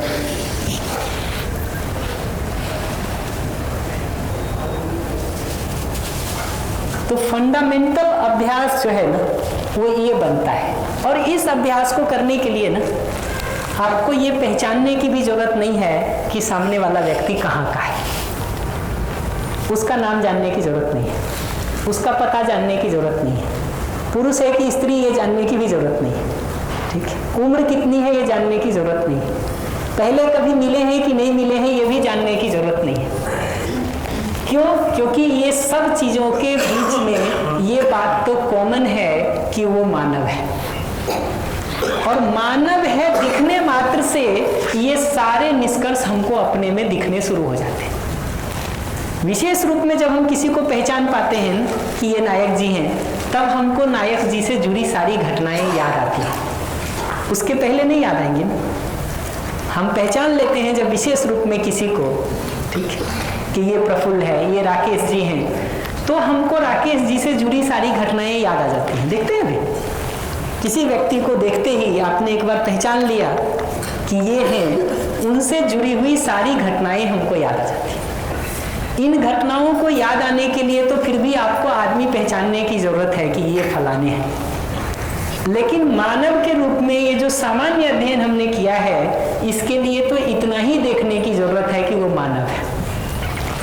मानव है भर बात पहचान में आ गई तो ये सारी चीजें हम देख सकते हैं। उसके बाद हम लौट करके आपका कपड़ा देखते हैं, या आपका चेहरा देखते हैं, या आपका व्यवहार देखते हैं, या आपकी बात देखते हैं। फंडामेंटल इस मूलभूत सच्चाई पर हमारा ध्यान बना रहता है, बाकी सारी चीजें बैकग्राउंड में रहती है। जैसे अभी आप हमको सुन रहे, ठीक है, तो हमारी बात आपके सेंटर में है, ठीक है, मेरा चेहरा, मेरा कपड़ा, पीछे का बोर्ड, बाकी चीजें, ये सब बैकग्राउंड में है। बैकग्राउंड में किसी एक लेवल पर वो थोड़ा बहुत आपको दिखता भी होगा, ऐसा थोड़ी है कि मेरा चेहरा आपको नहीं दिख रहा है, लेकिन मुद्दा ये है कि आप प्रधानता से हमारे चेहरे को देखने का काम करेंगे या हमारी बात को सुनने का काम करेंगे। अगर चेहरे को देखने भर का काम कर रहे हैं, बात को सुनना सेकेंडरी हो गया है, तो यहाँ बैठना व्यर्थ चला जाएगा, व्यर्थ चला जाएगा। तो ऐसे ही जब हम दूसरे मानव को देखते हैं, उसका चेहरा तो दिखाई देगा, कपड़ा तो दिखाई देगा, रंग रूप तो दिखाई देगा, बाकी सब चीजें भी दिखाई देंगी, लेकिन वो सब बैकग्राउंड में दिखता है। प्रोमिनेंट में हमको ये बात सबसे पहले और सबसे आगे दिखती है कि अगला भी मूलतः मेरे जैसा मानव है, हम एक दूसरे से संबंधित हैं, और मूलतः हम सुख चाहते हैं, अगले का भी, अपना भी। और अभी मैं ये नहीं कहूँगा कि पूरे देश दुनिया के लोगों के लिए देखना शुरू करिए, कम से कम अपने परिवारजनों के लिए, अपने संबंधी जनों के लिए, ऑफिस के लोगों के लिए, यहाँ जिन लोगों के साथ जी रहे हैं, उतनी जगह पर तो इसको कम से कम देखने से शुरू करिए, शुरू करिए। और फिर देखिए कि इसके आधार पर जो भाव अपने में आता है, वो स्नेह है कि विरोध है, वो विश्वास है कि शंका है, वो सम्मान है कि अपमान है। देखिए इसको करके, देखिए इसको करके। जी हाँ, आप पूछ लीजिए, फिर माइक पीछे दे दीजिएगा, पहले आप पूछ लीजिए। पशु की बात करें, जैसे गाय की बात हो रही थी, तो पशु में भी इस तरह की समझ रहती है क्या, मैं भी सुखी रहूं और दूसरे को भी सुखी रहूं, मेरा शुभ हो दूसरे का भी शुभ, ऐसा जैसे हम फील कर रहे हैं, वो समझ के आधार पर दूसरे मानव को मानव की तरह देख पा रहे हैं, तो पशुओं में भी क्या इस तरह की चीज़ रहती? मैं पहला उत्तर किसका ये दूंगा कि पशुओं में रहता है कि नहीं, ये हमारे लिए गैर महत्वपूर्ण है। मानव में है, इस आधार पर हम आपस में जी लें, ये मुख्य मुद्दा है। पहला उत्तर तो हमारा ये होगा कि पशुओं में है कि नहीं, ये बात गैर महत्वपूर्ण है। मुख्य बात ये है कि मानव के रूप में हम एक दूसरे के लिए उसको देख सकें और एक दूसरे के साथ जिए। भाई साहब, जैसे कि इसमें पहली बात तो ये कहूँगा। दूसरी बात ये कहूँगा कि पशुओं में भी आप देखेंगे ना, तो अपने बच्चों के लिए एक प्रवृत्ति एक उम्र तक दिखाई देती है। अपने बच्चों के लिए ममता की प्रवृत्ति एक उम्र तक, एक अवस्था में दिखाई देती है, बट उसके बाद सामान्य रूप से देखने में नहीं आता है। अगर मेरा ऑब्जर्वेशन पूछेंगे तो ये है। जी वैसे जैसे कि ये सारा जैसे आपने यहाँ पे इस लाइन में ये भी लिखा है कि ना समझी बस योग्यता के अभाव में ज़रूरतों को गलत तरीके से, योग्यता का अभाव ही तो सारी समस्या का जड़ है मेरे हिसाब से। मतलब अगर देखा जाए तो हम अपने परिवारजनों को या एक दूसरे को योग्यता के आधार पे ही तो तोलते मोलते हैं। नहीं, 30 दिन, अगले ने 30 दिन में से 29 दिन खाना बना के ठीक दिया और एक दिन नहीं दिया, तो हम एक दिन की शिकायत कर रहे हैं और 29 दिन का एप्रिसिएशन नहीं कर रहे हैं। हम कौन से योग्यता के आधार पर तोल रहे हैं जी? हम तो अपनी मान्यता के आधार पर तोलते हैं। और उसमें भी हमारा डिजाइन हो गया है वो घोड़े की पट्टी जैसा। देखे रोड किनारे पहले घोड़ा गाड़ी चलती थी, उसको दोनों साइड से ऐसा पट्टी बांध के रखते हैं कि इधर उधर की घास ना दिखाई देती, वो भाग न जाए। जाने अनजाने हम सब ने अपने ऊपर वो पट्टी बांध लिया है कि आपका पूरा स्वस्थ शरीर हमको नहीं दिखाई देता है। कहीं एक घाव हो जाए, कहीं एक फोड़ा हो जाए, कहीं एक फुंसी हो जाए, नजर वहीं अटक जाती। मक्खी को देखें, पूरा स्वस्थ शरीर उसको नहीं दिखाई देता है। एक फोड़ा फुंसी हो जाए आपको, दिन भर में बचाना मुश्किल हो जाता है। अभी हम बिजनौर सेंटर में थे, यहाँ आने के पहले एक साथी हमारे थे जिनके पैर में घाव हो रखा था। वो भी बैठे हैं, हम भी बैठे हैं, हमको एक मक्खी नहीं परेशान कर रही, ठीक है। उनको हर समय उस घाव के ऊपर मक्खी 3 घूम रही है। अभी हमारे जीने का डिजाइन उन मक्खियों जैसा हो गया है जिनको पूरा स्वस्थ शरीर नहीं दिखाई देता, घाव दिखाई देता है। ऐसे ही अभी योग्यता की जगह पर जो अगले का ठीक है वो हमको नहीं दिखाई देता है। कचरे का मसाला कुछ मिल जाए उसी में रस आता है। तो योग्यता की जगह पर सिर्फ समस्या नहीं है, एक समस्या तो ये है कि योग्यता में ठीक वाले भाग को नहीं पहचानते हम और कचरे को देखते हैं। एक दूसरा समस्या यह है कि योग्यता में कमी को देख करके हम उसकी चाहना के ऊपर भी शंका शुरू कर देते हैं, जबकि अपनी चाहना के ऊपर नहीं करते। गलती हमसे भी होती है, गुस्सा हमसे भी आता है, लेकिन तब हम कहते हैं कि तुम बात ही ऐसी करते हो कि गुस्सा दिला देते हो। इसका मतलब हमने क्या किया? अपनी चाहना को देखा कि वो तो ठीक है, समस्या का कारण तुम हो। लेकिन जब हम दूसरे को देखते हैं और उसने कुछ कहा या मैंने कुछ कहा और वो गुस्सा कर गया, तब हम ऐसा नहीं देखते। तब भी हम यही देखते हैं कि मेरा चाहना तो ठीक है, इसलिए अगर गुस्सा तुमको आया है तो तुम्हारी ही तमीज ठीक नहीं है, तुम ही बात बात पर नाराज होते रहते हो। दोनों हालत में हम बॉल सामने वाले के कोर्ट में ही डाल के रखते हैं। इट इज मोर लाइक कि वो बचपन में खेलते थे ना, तो हेड हो या टेल, जीत तो हमारी होगी थी।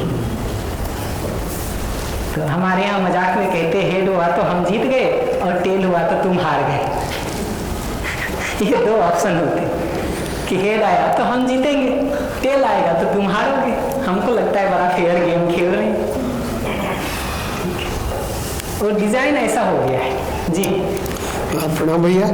मैं जैसे मेरा बेम्बू फार्म है तो वहाँ पे पशु पक्षी है और जानवर भी हैं, तो उसमें क्या है, जैसे अधिकतर लोग बोलते हैं कि सांप, जो बेम्बू रहता है उसमें सांप भी पाए जाते हैं। तो कई लोगों का ये भाव था कि कोई जैसे घूमने आते हैं वहाँ पे तो वो बोलते हैं अरे यार यहाँ तो सांप होगा, आप लोग कैसे क्या रहते हैं। तो पहले शुरू में मुझे भी डर लगता था 2-3 साल पहले, फिर बीच में ये वर्कशॉप करी, उसके बाद में पत्नी और बच्चे ये लोग भी खेत पे जाते हैं तो वो लोगों को भी ऐसे ही डराते थे। लेकिन अब वो लोग भी नहीं डरते, क्योंकि मैं उनको यही चीज बताता हूँ कि भाई अपने को उनको बचा के चलना है, उनको आप बचाओगे तो स्वयं खुद बच जाओगे।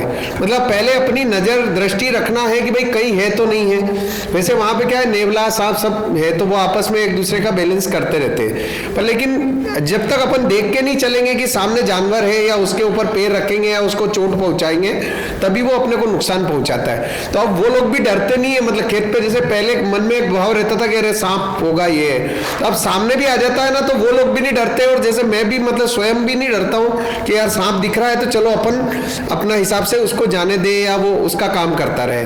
तो अब ये डर का भाव नहीं है उनके लिए। थोड़ा सा वो एक संबंध जो है प्रकृति के साथ और जीव जंतु के साथ में, तो वो संबंध देख पा रहे हैं, तो उनकी रक्षा कर रहे हैं, तो हमारी रक्षा स्वयं हो रही है। तो ये वाला भाव मैंने देखा अभी, तो आपकी बात से याद आया। धन्यवाद। बढ़िया जी, माइक दे दीजिएगा प्लीज।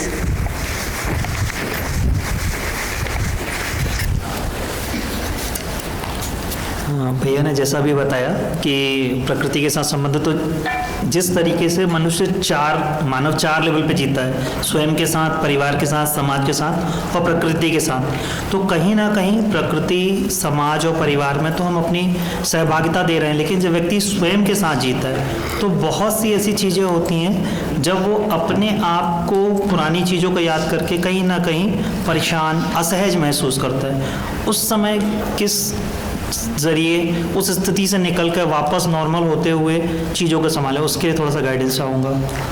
किस बात से परेशान हो रहे हैं अपने में, किस बात को याद जैसे कि कुछ ऐसी मिस्टेक्स जो मैंने पास्ट में की, मैं उनको सुधारने की कोशिश कर रहा हूँ, मैं भूलना भी चाहता हूँ, लेकिन कहीं ना कहीं किसी एक कोने में वो याद आ जाती हैं। एजुकेशन रिलेटेड हो, प्रीवियसली चाइल्डहुड मिस्टेक्स हों, वो समझ गया। एक एक स्टेप से हम चलेंगे उस पर। अभी फर्स्ट स्टेप तो हम ये कहेंगे कि जब भी अपने लिए भी ये मिस्टेक्स याद आते हो ना, तो अपने लिए भी इस बात को पलट के देखें कि फंडामेंटली मैं तो सही समझना ही चाहता हूँ, सही जीना और करना ही चाहता हूँ, अपना भी शुभ चाहता हूँ, अगले का भी शुभ चाहता हूँ। हमसे भी जो गलतियाँ हुई हैं वो नासमझी बस योग्यता के अभाव में हुआ है। ये बात जो हम दूसरे के लिए भी देखने के लिए कह रहे हैं ना, जब खुद गिल्ट में जाना शुरू करें, अपराध बोध में जाना शुरू करें, तो अपने लिए भी इस बात को सबसे पहले देखने की ज़रूरत है और उसको बार बार कॉन्स्टेंटली अपनी स्मृति में, अपने रिमाइंडर में लाने की ज़रूरत है। पहला स्टेप ये है। आगे के स्टेप पर हम आगे बात करेंगे कि क्या क्या इसमें हम कर सकते हैं। कल परसों में हम धीरे धीरे एक एक स्टेप को बढ़ाएंगे, बट पहला स्टेप उसका ये है कि जब अपने लिए भी ये शेम की स्थिति बनने लगे, शर्म की, अपराध बोध की, गिल्ट कॉन्शियसनेस की, तो अपने लिए भी ये बात देखना चाहिए कि गलती मैं नहीं करना चाहता था। मूल प्रवृत्ति तो मेरी वहाँ भी सही को समझने की ही थी, सही को जीने की ही थी। ना समझी बस योग्यता के अभाव में मैं उन गलतियों को परिस्थिति के कारण कर गया। मैं करना नहीं चाहता था। इस बेसिक बात को सबसे पहले अपने में देखा जाए। अभी तो मैं इतना सजेस्ट करूँगा। जैसे कभी माइक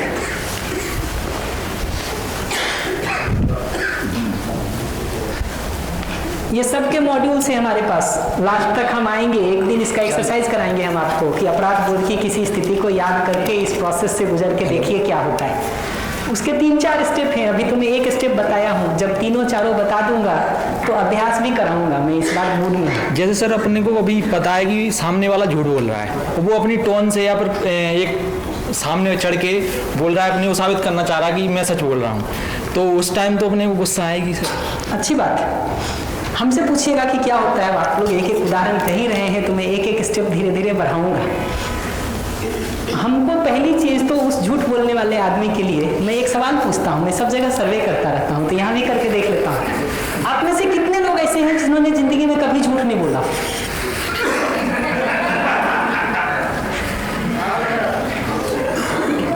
एक हाथ नहीं है ना?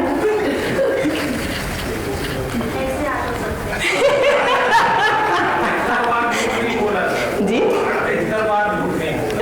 भाई, अधिकतर बार तो ठीक है। ये सब भाषा को देखिएगा ना, तो अपने लिए जब हम झूठ बोलते हैं तो मजबूरी थी, बाध्यता थी, परिस्थिति थी, ठीक है। हम करना तो नहीं चाहते थे ऐसा। अधिकतर बार करते हैं। 90 बार तो ठीक बोला था, 10 बार तो झूठ बोला है। हम 10 बार भी झूठ भले के लिए बोला है, सब तर्क है। हम 90 बार ठीक किए हैं वो याद है, ठीक है। इसलिए कह रहे हैं अधिकतर बार तो हमने सच बोला है। अगला 100 में 5 ही बार झूठ बोले ना, आप देखिए क्या करते हैं। उसके 95 अच्छे को याद रखते हैं या वो 5 झूठ को पकड़ के याद रखते हैं। जैसे अपने जो 4-5 लोग हैं उनको भी पता है कि मुझे झूठ बोल रहा है, फिर भी आता हूँ ना। देखिए, ये पहला स्टेप पहचानिए कि जैसे हम परिस्थिति की बाध्यता बस, मजबूरन, योग्यता के अभाव में, नासमझी बस झूठ बोला करते हैं, वैसे ही अगला भी बोलता है। ये पहली चीज पहचानना शुरू करिए। देखिए, गलती हमसे बार बार, पहली गलती यही हो रही है। हमारे पैमाने कुछ और हैं, अपने को मापने के, दूसरे को मापने के पैमाने कुछ और हैं। हम बार बार एक ही बात कह रहे हैं। ये दोनों पैमाने को एक जगह पे लाने की जरूरत है। ये अलग अलग पैमाने से मापेंगे तो हमेशा एरर रहेगा। वो तो ऐसा है कि बीच में 6 लिखा हुआ है, हम इधर से 6 बोलते हैं, आप उधर से 9 बोलते हैं, पूरी जिंदगी बहस करते रहिए, कोई समाधान निकलेगा क्या? यार्डस्टिक हमारा सेम होने की ज़रूरत है, मेजरमेंट का वो स्टेप सेम होने की ज़रूरत है, तब तो बात होगी। पहली चीज़ ये कह रहा हूँ। दूसरी चीज़ जो उसमें लिखा है ना, ज़रूरतों को गलत तरह से पूरा करने के प्रयास में, उसको थोड़ा एक्सप्लेन कर देता हूँ। वो टॉपिक आगे का है हमारा, लेकिन अब उठा ही रहे हैं 2-3 प्रश्न लगातार, तो मैं सोचता हूँ थोड़ा रिस्पॉन्ड ही कर दूँ। आप रुक करके थोड़ा ये देखना शुरू करिए कि अगला झूठ बोल रहा है तो क्यों बोलता है। एक सिंपल सवाल पूछिए, अपने लिए पलट के देखिए कि हमने जब कभी झूठ बोला तो क्यों बोला, क्यों बोला। 2-3 कारण मैं गेस करता हूँ, फिर आप बताइएगा, ठीक है। कई बार हम झूठ इसलिए बोलते हैं क्योंकि हम अपनी इज्जत को, अपने सम्मान को, अपने पहचान को, अपनी प्रतिष्ठा को, अपने स्टेटस को बनाए रखना चाहते हैं, और हमको लगता है कि वो झूठ बोल देंगे तो वो टूट जाएगा, सच बोल देंगे तो वो टूट जाएगा, बचाने के लिए झूठ बोलते हैं। एक बच्चा कई बार झूठ इसलिए बोलता है कि उसको लगता है सच बता देंगे तो लाइन खत्म नहीं होगा कि मम्मी का थप्पड़ चल जाएगा, ठीक है। तो वो थप्पड़ से बचने के लिए झूठ बोलता है। और क्या कारण दिखते हैं आपको झूठ बोलने के? एक एग्जाम्पल पर आता हूँ। पहले हमको ये तो बताइए कि आप जब भी झूठ बोलते हैं तो आपको कारण क्या दिखता है? दूसरे को दुख ना हो। एक कारण ये भी दिखता है कि दूसरे को दुख ना हो। जी, स्वयं के किसी लाभ के लिए, उसको दूसरी भाषा में कहें तो स्वयं की किसी जरूरत को पूरा करने के लिए, यही तो कह रहे हैं ये जितने। हाँ, कोई और कह रहे हैं कुछ कारण? बढ़िया। हाँ, अब आप बताइए क्या कहानी कह रहे हैं, सुन के फिर रिस्पॉन्ड करता हूँ। मेरे पिताजी सर ई रिक्शा चलाते हैं, तो जैसे किसी दिन वो रहते नहीं हैं यहाँ पर, एक दिन थे नहीं वो, तो मैं अपने घर से 2 रिश्तेदार थे, तो मैं उनको एक चौराहा था वहाँ से बस मिलती थी, वहाँ पर छोड़ने गया उनको। तो बीच में मेरे को 3 सवारी मिली, उनमें 2 लेडीज़ थी और एक जेंट्स था, तो एक पति पत्नी थे और एक, तो मैंने उनको बोला कि मैं चौराहे तक छोड़ दूंगा, 10-10 रुपये लगेंगे आपके, वहीं पे मैं जा रहा हूँ, वहाँ से मैं लौट के आऊँगा, मैं चलाना तो जाना जानता नहीं हूँ, मैं कभी कभी चलाता हूँ। तो उन्होंने कि हाँ चौराहे तक छोड़ दीजिए मेरे को, आप 30 रुपये ले लेना। तो सर जैसे ही मैंने चौराहे पे छोड़ा तो वो बोल रहे कि यहाँ से, अब मैंने एम्बुलेंस से बोला कि यहाँ से 10-10 रुपये और लगेंगे, जहाँ आपको जाना है अगर वो आप देना चाहो तो मैं वहाँ तक और छोड़ दूँगा आपको, मैंने उधर से मैं निकल जाऊँ घर पे। अब मैं सर जैसे ही उनको वहाँ पर छोड़ने गया तो उनके 2 लेडीज़ थी और एक वो था, तो उन्होंने क्या, वो बोल रहे कि मैं गाड़ी निकाल के आ रहा हूँ, इनको 60 रुपये दे दूँ। अब जो लेडीज़ थी वो बोल रही कि 10-10 रुपये लगते हैं, यहाँ तक 30 रुपये दे रही और 30 रुपये दे रही, ये 30 रुपये रख लो। मैंने 30 रुपये नहीं, मेरी 60 रुपये की बात हो गई है। और सर उस टाइम उन्होंने इस टोन में बात की मेरे से कि कुछ ऐसे शब्द भी बोले, तू पगले आ गया है क्या, 10 रुपये लगते हैं, 30 रुपये काट। मैंने, मेरी उनसे बात हो गई, वो वहाँ पे थी नहीं, वो बाइक लेने चले गए थे। जैसे ही वो, अब जब मेरी उनसे वैसे होने लगी, मैंने आप बोल कैसे रहे हो पहले ये बताओ, वो मेरे से आप शब्द बोलने लगी, ऐसे मतलब एक बहस सी होने लगी वहाँ पे। तो जैसे ही वो निकल के आए और मैंने वो ऐसे ऐसे बहस करी, उन्होंने कही ठीक है आप रख लो, 60 रुपये मैं दे रहा हूँ। तो उनकी जो मुस्कान थी, मैंने इनसे लेडीज से हाथ जोड़ी, मैंने ठीक है ये मैं गलत हूँ। और वो, लेकिन सर वो उस टाइम ऐसा लगा कि और बात ही बिगड़ सकती थी। जितनी घटना आप बता रहे हैं ना, आप अगर पूछिएगा कि अगला क्यों बोल रहा है ऐसा, 2 में से एक कारण से कह रहा होगा, या तो उसको पता नहीं है, ठीक है, या वो 30 रुपये बचाना चाहती है। इतना ही तो सार है। उसको आपको झूठ बोल करके दुखी करने में इंटरेस्ट है कि अपना 30 रुपया बचाने में इंटरेस्ट है? इतनी सिंपल सी बात पकड़ना जरूरी है कि उसको आप में कोई रुचि नहीं है जी। आपको दुखी करने में, परेशान करने में, इरिटेट करने में कोई रुचि नहीं है। उसकी सारी रुचि अपना 30 रुपया बचाने में है, या उसको सूचना नहीं है प्रॉपरली। 2 में से जो भी बात, इतना ही तो सार है। तो जो लिखा है ना, जरूरतों को गलत तरीके से पूरा करने का प्रयास, उसका मतलब यही है कि 30 रुपया बचाना चाहते हैं, ये तो ठीक है, या सुविधा का सदुपयोग चाहते हैं, यहाँ तक तो ठीक है। लेकिन सुविधा के सदुपयोग का ये मतलब निकालना कि दूसरे को जो कमिटमेंट किए हैं उसको हम तोड़ देंगे पहुंचने के बाद, ये ठीक नहीं है। वो सुविधा का सदुपयोग चाहती है, पैसे का सदुपयोग चाहती है, ये बात तो ठीक है, लेकिन उसका जो तरीका उसने निकाल लिया है कि हम तो कमिट करेंगे और पहुंचने के बाद मुकर जाएंगे या झूठ बोल देंगे या लड़ाई कर लेंगे, ये तरीका ठीक नहीं है। यही योग्यता का अभाव। इसी को मैं कह रहा हूं, जरूरत को गलत तरह से पूरा करने के प्रयास में समस्या होती है और इसी को योग्यता का अभाव कह रहे हैं। वो कर क्या रही है अगर देखिएगा तो अपनी जरूरतों को गलत तरीके से पूरा करने का प्रयास कर रही है। और जो बात आपने कही ना कि चर्चा शुरू तो इस बात से होती है कि 30 रुपया लोगे कि 60 रुपया, लेकिन वो अपशब्द पे आ जाता है। अब अपशब्द पे बात आ गई तो 30 रुपया 60 रुपया तब बाद में तय होगा। तो अब ये मुद्दा सम्मान का बन जाता है और सारी लड़ाई वहां पे खड़ी हो जाती है। फिर चर्चा इस पर होती है कि तुमको बात करने की तमीज नहीं है, तुमने ऐसा क्यों बोला। अगला कहता है तुम्हारी तमीज कौन सी है, तुम्हारी क्या हैसियत है। ऐसे 20 तर्क आपको शुरू हो जाएंगे दिखते हुए, जो मूल बात तो कहीं और छूट गई। ठीक है, चर्चा किसी और बिंदु पे होती चली जाती है। बात बिगड़ना उसी को कहते हैं जो आप कह रहे हैं। कोई व्यक्ति अगर दम चला तो ऐसा ऐसा कभी होता है। वही कह रहा हूँ, इसी जो आपने कहा ना कि ये जो मान्यता बनी कोई टमटम या ई रिक्शा चला रहा है तो उसकी हैसियत हमारे बराबर नहीं है, इसका मतलब हम अगले व्यक्ति को मानव के रूप में अपने जैसा देख रहे हैं या धन के आधार पर, पद के आधार पर, रूप के आधार पर, बल के आधार पर उसका आकलन कर रहे हैं। उसी रिक्शे में हम गए, जाते समय उसने कहा 15 रुपये होंगे। उसी रिक्शे में हम गए, उन्होंने कहा सर यहाँ से आपको जाने के लिए 25 रुपये लगेगा बोर्ड ऑफिस। हमने कहा ठीक है बैठ जाते हैं। बैठने के बाद में कहा कि सर थोड़ा ज़्यादा हो गया। मैंने कहा 35 रुपये ले लीजिए। तो उसको हमने 35 रुपये अपनी ओर से मतलब 10 रुपये बढ़ा करके दे दिए। तो उन्होंने कहा कि सर ये बड़ा गजब का है कि आपने मेरे को आशा ही नहीं थी कि आपने दे दिए।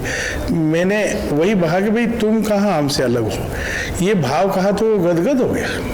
यानी ऐसा सुनने के लिए आदमी तरस रहा है कि अपनापन मतलब मिल नहीं रहा है। लोग जो है अपनापन को खोज रहे हैं और पैसा तो एक निमित्त है। अगर हम 25 भी देते तो स्वीकार कर भी लेता, लेकिन क्योंकि उसी की शर्त थी, हमारी तो थी नहीं।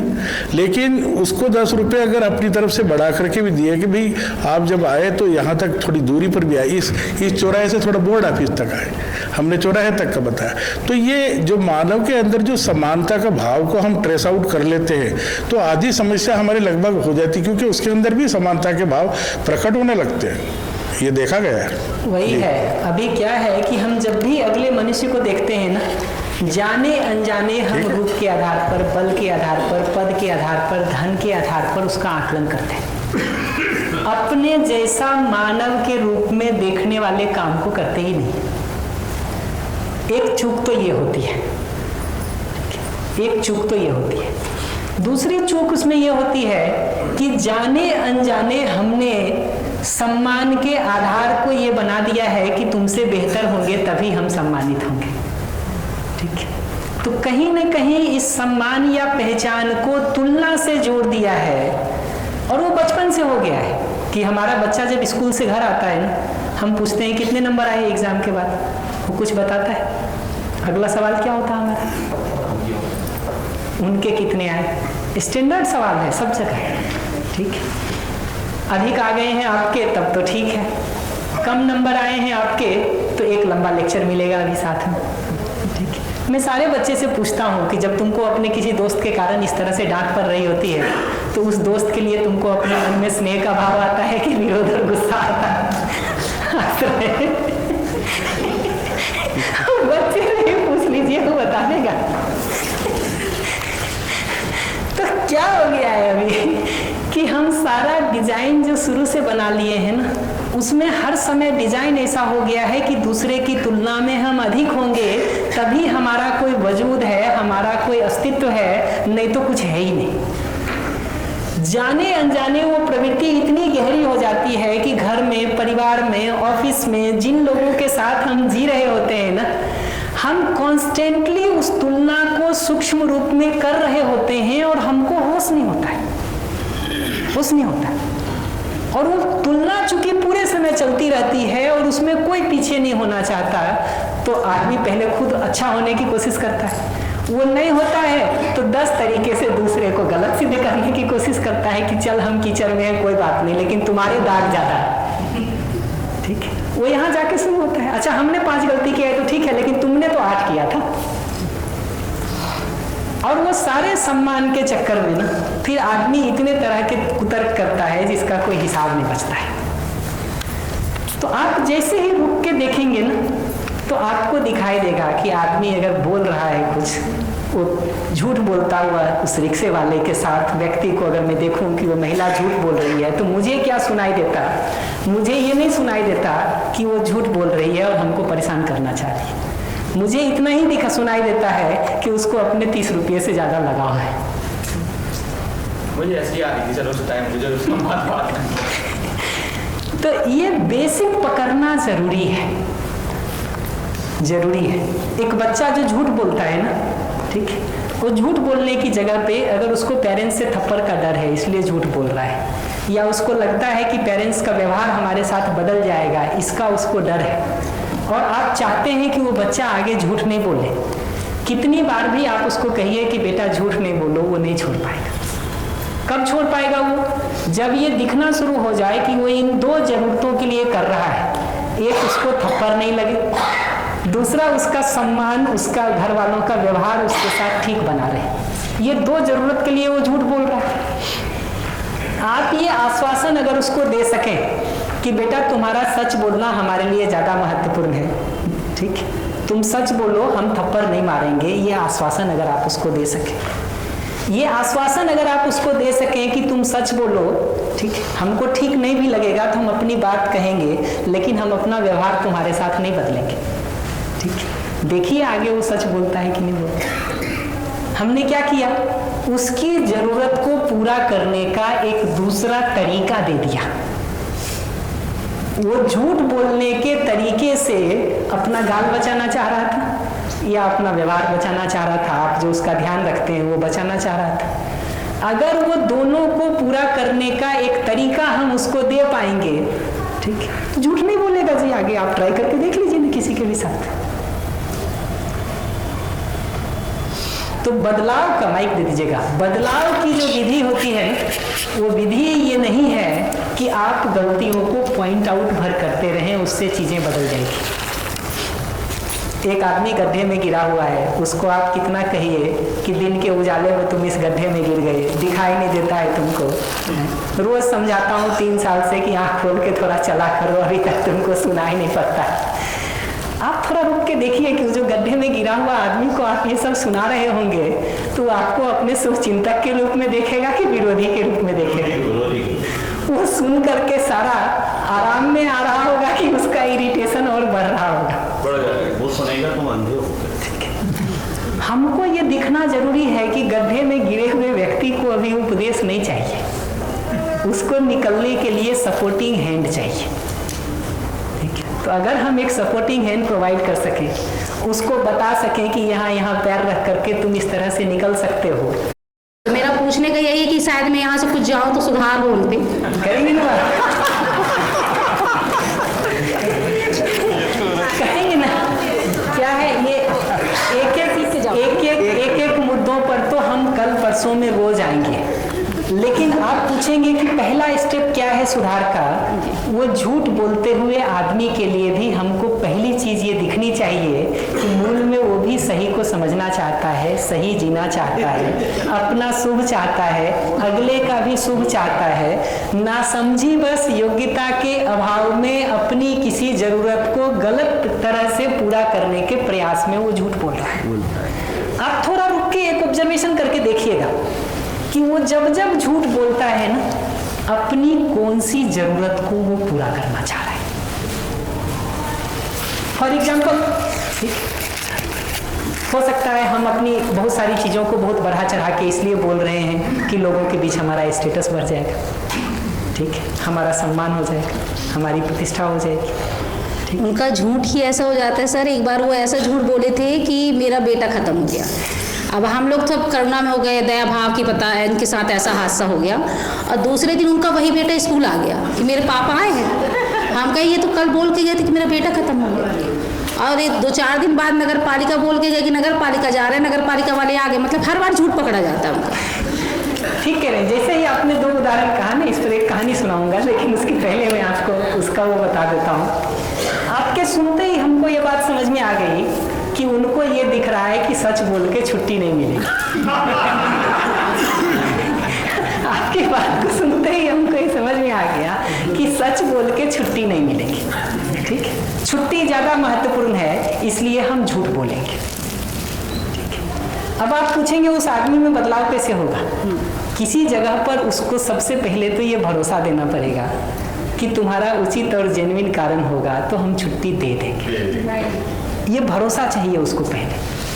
ठीक है। दूसरा, अपने लिए ये तय करने की जरूरत पड़ेगी कि वो रोज रोज ऐसा झूठ बोल के घूमता रहे, ये ठीक है, या 2-1 दिन उसको लिबरल ढंग से हम छुट्टी दे दें और वो सच बोले, ये ज़्यादा ठीक है। अपने लिए ये सवाल पूछना पड़ेगा कि हम उसको 2-1 दिन, अगर थोड़ा हमको बहुत गैर जरूरी काम भी वो लग रहा हो, इतना जरूरी नहीं लग रहा हो, तो उसको छुट्टी दे दें और सच बोलने की प्रवृत्ति को उसमें बढ़ने दें, ये ज़्यादा ठीक है, या वो बाकी सब जगह भी झूठ बोले और हम छुट्टी ना दें, ये ज़्यादा ठीक है। ठीक नहीं, ये वाला ठीक नहीं, ये वाला ठीक नहीं। और निष्कर्ष नहीं लिखिएगा, घटना। निष्कर्ष का मतलब है आप ये लिख देंगे कि वो गैर जिम्मेदार है, वो तो हमारा ध्यान ही नहीं रखता है, उसको तो परिवार से कोई मतलब ही नहीं रह गया है, वो तो हर समय हमको तंग किए रहता है। इन निष्कर्षों का कोई मतलब नहीं है। प्रिसाइजली दिल में लिखिए कि कितनी बार ऐसा हुआ जब उन्होंने ये कहा और हमको चोट लगी। 2 बार है तो 2 बार लिखिए, 3 बार है 3 बार लिखिए, 5 बार है तो 5 बार लिखिए। जब सारा ठीक नहीं वाला लिख लेंगे ना, तब रुक के दूसरे साइड में ये लिखना शुरू करिए कि उसी व्यक्ति ने कब कब कितनी बार आपके लिए ठीक किया है। जैसे आज आप मूवी देखने जाना चाह रहे थे, हमने मना कर दिया, हो सकता है 10 बार आपके साथ गए भी हो। ठीक है। आज आपको मैंने कुछ खाना बनाने के लिए कहा, आपने वो ठीक से नहीं बनाया, हो सकता है 40 बार आपने बना के भी दिया, 4 बार दिया हो। ठीक है। मैं आज कोई मनपसंद कपड़े खरीदना चाह रहा था, आपने परमिशन नहीं दिया, आपने पैसे नहीं दिए, हो सकता है 10 बार दिया भी हो, 2 बार दिया भी हो, 1 बार दिया भी हो। तो वो नोट करना शुरू करिए।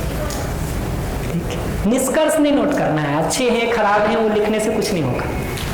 ठीक है। वो इंसिडेंसेस मार्क करना शुरू करिए, कितनी सारी घटनाएं वहाँ हैं खराब वाली, वो सब जब लिख लेते हैं ना, तब ये अच्छे वाले को लिखना शुरू करिए कि कितनी सारी ठीक वाली। ये पहला, हाँ, 1 लाइन इंसिडेंट, स्टोरी नहीं, 1 लाइन इंसिडेंट। फॉर एग्जाम्पल, हम शाम को ये करना चाह रहे थे, आपने परमिशन नहीं दिया, या आपने ऐसा कह दिया, या आपने आज सुबह हमसे ऊंची आवाज में बात की जिससे हमको चोट लगी। हम भी लेकिन कुछ के बारे में बोल देते हैं उसी घटना में, वो भी हम कभी वो बोलेगा, हम भी बोल देते हैं। वही अभी धीरे धीरे सब दिखेगा आपको स्टेप वाइज कि आग में कहाँ कहाँ घी डालने का काम हम भी करते हैं। करना तो शुरू करिए, करेंगे तो बहुत सारा निष्कर्ष आप खुद ही निकाल लेंगे जी, हमारी जरूरत भी नहीं रहेगी आपको। बाईपास भर मत करिए, करके तो देखिए।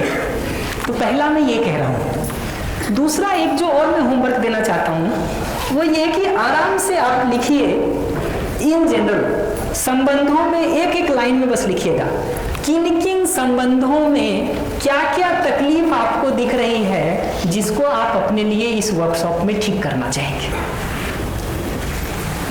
किन किन संबंधों में क्या क्या तकलीफ आपको दिख रही है जिसको आप अपने लिए ठीक करना चाहेंगे। चूंकि हम संवाद का ये वर्कशॉप कर रहे हैं, इसलिए इसमें आपके खाने पीने की प्रॉब्लम तो नहीं हल कर पाएंगे, हम आपका हेल्थ का मुद्दा नहीं हल कर पाएंगे, लेकिन ये व्यवहार और व्यवहार से जुड़ा हुआ संवाद, इसको तो जरूर कोशिश करेंगे। तो आज उसको मार्क करके रख लीजिए। हम दूसरे, तीसरे, चौथे, 5वें दिन ना 1-1 करके स्टेप वाइज उस पर होमवर्क करेंगे और देखेंगे 5वें दिन के एंड तक कि आपको उसको सॉल्व करने का कॉन्फिडेंस आता है कि नहीं आता है। 5वें दिन के एंड में हम उसको इवेल्युएट करके देख लेंगे, फिर उस पर जो और चर्चा की जरूरत पड़ेगी उसको कर लेंगे। ये ठीक है। तीसरा, कल से हम थोड़ा ग्रुप का प्रैक्टिस शुरू करेंगे दिन भर के अलग अलग सेशंस में। एक तो शाम के सेशंस में करेंगे, एक और लंच में करेंगे, एक उसके पहले भी हम तीसरे दिन से करेंगे कुछ। तो मैं सोचता हूँ जितने लोग हैं हम लोग, आप आराम से देखना शुरू करिए और 3 या 4 लोगों का हम ग्रुप बना लेंगे। मेरी तरफ से प्रेफर्ड 4 है, लेकिन आपको 4 नहीं मिले तो 3 लोगों का ग्रुप भी बना सकते हैं। उसमें एक आप हो गए, 2 या 3 दूसरे लोग होंगे। प्रेफरेंस हमारा 4 का है कि 4 का ग्रुप बना सके। ग्रुप आप अपने चॉइस से बनाइए, आपकी चॉइस है, जिनके साथ भी आपको कंफर्टेबिलिटी लगती हो वहाँ बनाइए। बस 2 चीज़ उसमें देख लीजिएगा।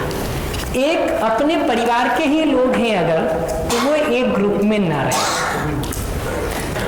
क्योंकि अपने परिवार के लोग अगर एक ग्रुप में रहते हैं ना, फिर वो चर्चा शुरू होने के पहले ही नर्सरी के बच्चे को सीधा IIT का एग्ज़ाम मिल जाता है, ठीक है, तो फेल हो जाएगा। तो वो ना रहे एक ग्रुप में। दूसरा, जिन 3 लोगों को आप सेलेक्ट करते हैं ना, वो ऐसे लोग हो सकें जिनके साथ आप आत्मीयता से अपनी बातों को कर सकें, क्योंकि आपको अपने सारे प्रॉब्लम्स को जो सॉल्व करने का ठीक से जगह मिलेगा, वो तो वही ग्रुप मिलेगा जहां आप उसकी प्रैक्टिसेस को ठीक ढंग से कर पाएंगे। कैसे करेंगे वो सब मैं दूंगा यहाँ से, उसके जितने डेमो चाहिए हो मैं यहाँ से दे दूंगा, बट अल्टीमेटली आपको उस ग्रुप में प्रैक्टिस करनी होगी। तो आप अपनी कंफर्टेबिलिटी के हिसाब से जिनके साथ भी ग्रुप बनाना चाहें, आपका चॉइस है, मेरी तरफ से कोई नहीं है। लेकिन उन लोगों के साथ उस ग्रुप को बनाइए जिनके साथ कंफर्टेबिलिटी के साथ आप बात को कर सकें, वो कंफर्टेबिलिटी हो आपकी। मुख्य सलाह तो ये 2 थी। एक तीसरी सलाह और फ्री में देता हूँ, मन हो यूज़ करिएगा, नहीं मन हो नहीं यूज़ करिएगा। अगर हमको अपने बच्चे के साथ प्रॉब्लम होती है, मान लीजिए बात करने में, और उस एज ग्रुप का कोई बच्चा हो यहाँ, उसको अगर आप ग्रुप में रखेंगे ना, तो आपको बहुत सारा प्रैक्टिस करने में हेल्प मिल जाएगा। हमको अपने पेरेंट्स के साथ प्रॉब्लम होती है, पेरेंट्स वाले लोगों को आप अगर अपने ग्रुप में रख पाएंगे ना, तो प्रॉब्लम सॉल्व करने में मदद मिल सकती है। बट ये ज़रूरी नहीं है, ये ज़रूरी नहीं है। पहला 2 हिस्सा ही ज़रूरी है कि एक परिवार के लोग ना रहें एक ग्रुप में, और दूसरा 3 या 4 लोगों के ग्रुप को हम उसको बना सकेंगे। 4 लोग इसलिए ज़रूरी होता है कि बाकी 1 लोग, 2 लोग, 3 लोग आपको फीडबैक देने का काम करते हैं ना, तो आपको आपकी चूक क्या हो रही है वो पता चलती है। अभी हमको पता ही नहीं चलता है, हम बोलते रहते हैं, अगला आहत होता रहता है, हमको पता ही नहीं चलता है ठीक क्या करें। आपको नहीं पता चलता है, ये 2 लोग 3 लोग आपके ग्रुप में बैठे हैं ना, वो तुरंत बता देंगे, वो तुरंत बता देंगे आपको कि ये प्रॉब्लम है तुम्हारी।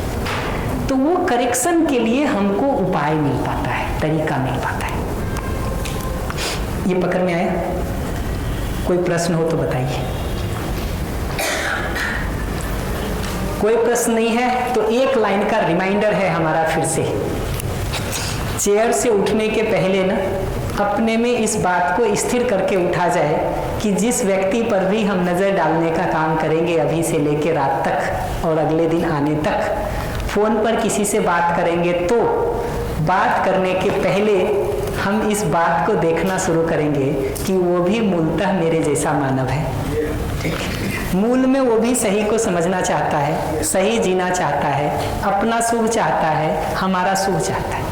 उम्र उसकी कोई भी हो, जाति उसकी कोई भी हो, रंग उसका कोई भी हो, भाषा उसका कोई भी हो, जेंडर उसका कोई भी हो, वो सब के बावजूद हम उसको अपने जैसे मानव की तरह देखने से शुरू करते हैं। और मूल में वो भी सही समझना चाहता है, सही जीना चाहता है, अपना सुख समृद्धि चाहता है, हमारा भी सुख समृद्धि चाहता है। इस फंडामेंटल को ऑब्जर्व करते हुए फ़ोन कॉल शुरू करें। इस फंडामेंटल को ऑब्जर्व करते हुए दूसरे से बात करना शुरू करें कि अभी आप कुर्सी से उठेंगे और बगल वाले से बात करना शुरू करेंगे ना, बात शुरू करने के पहले उस व्यक्ति में इस सच्चाई को देख करके फिर बात करना शुरू करिए। जब भी स्लिप हो जाए वापस लौट के ध्यान को इस बात पर लाइए और फिर डायलॉग कंटिन्यू रखिए। जितनी बार भी ध्यान स्लिप होता है परेशान होने की कोई ज़रूरत नहीं है, लौट करके ध्यान को इस बिंदु पर ले आने की ज़रूरत है ताकि इस बिंदु पर ध्यान बना रहे और हम बात करते रहें।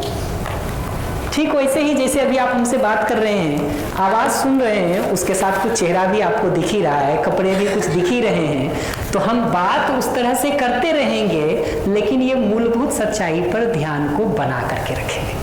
और सामने वाली को जैसी आदत है जो पसंद नहीं है, वो आदतों का आपने जिक्र नहीं किया, कल परसों में करेंगे, बट अभी के लिए तो आप इतना ही देखिए, टाइम ज़्यादा हो गया है, मैं और नहीं खींचूंगा, अभी के लिए इतना ही देखिए कि वो जो व्यक्ति अगला हमारे साथ ठीक नहीं कर रहा है, जो आदत हमको ठीक नहीं लग रही है, मूल में हमारी भी बहुत सारी आदतें होंगी जो दूसरे को ठीक नहीं लगती होंगी।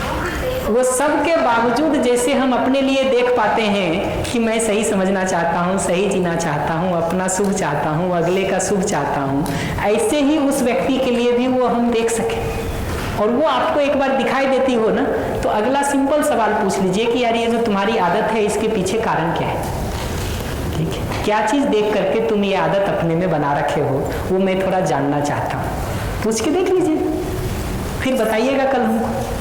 लेकिन ये फंडामेंटल जगह कि अगला भी मूलतः मेरे जैसा मानव है, इस रूप में सम्मान का भाव, उसकी भी मूलभूत चाहना सही है, इस रूप में विश्वास का भाव, और अगला भी मूलतः हमारे से जुड़ा हुआ है, हमारा संबंधी है, इस रूप में उसके प्रति स्नेह का भाव, इसको रख करके शुरू तो करिए देखना।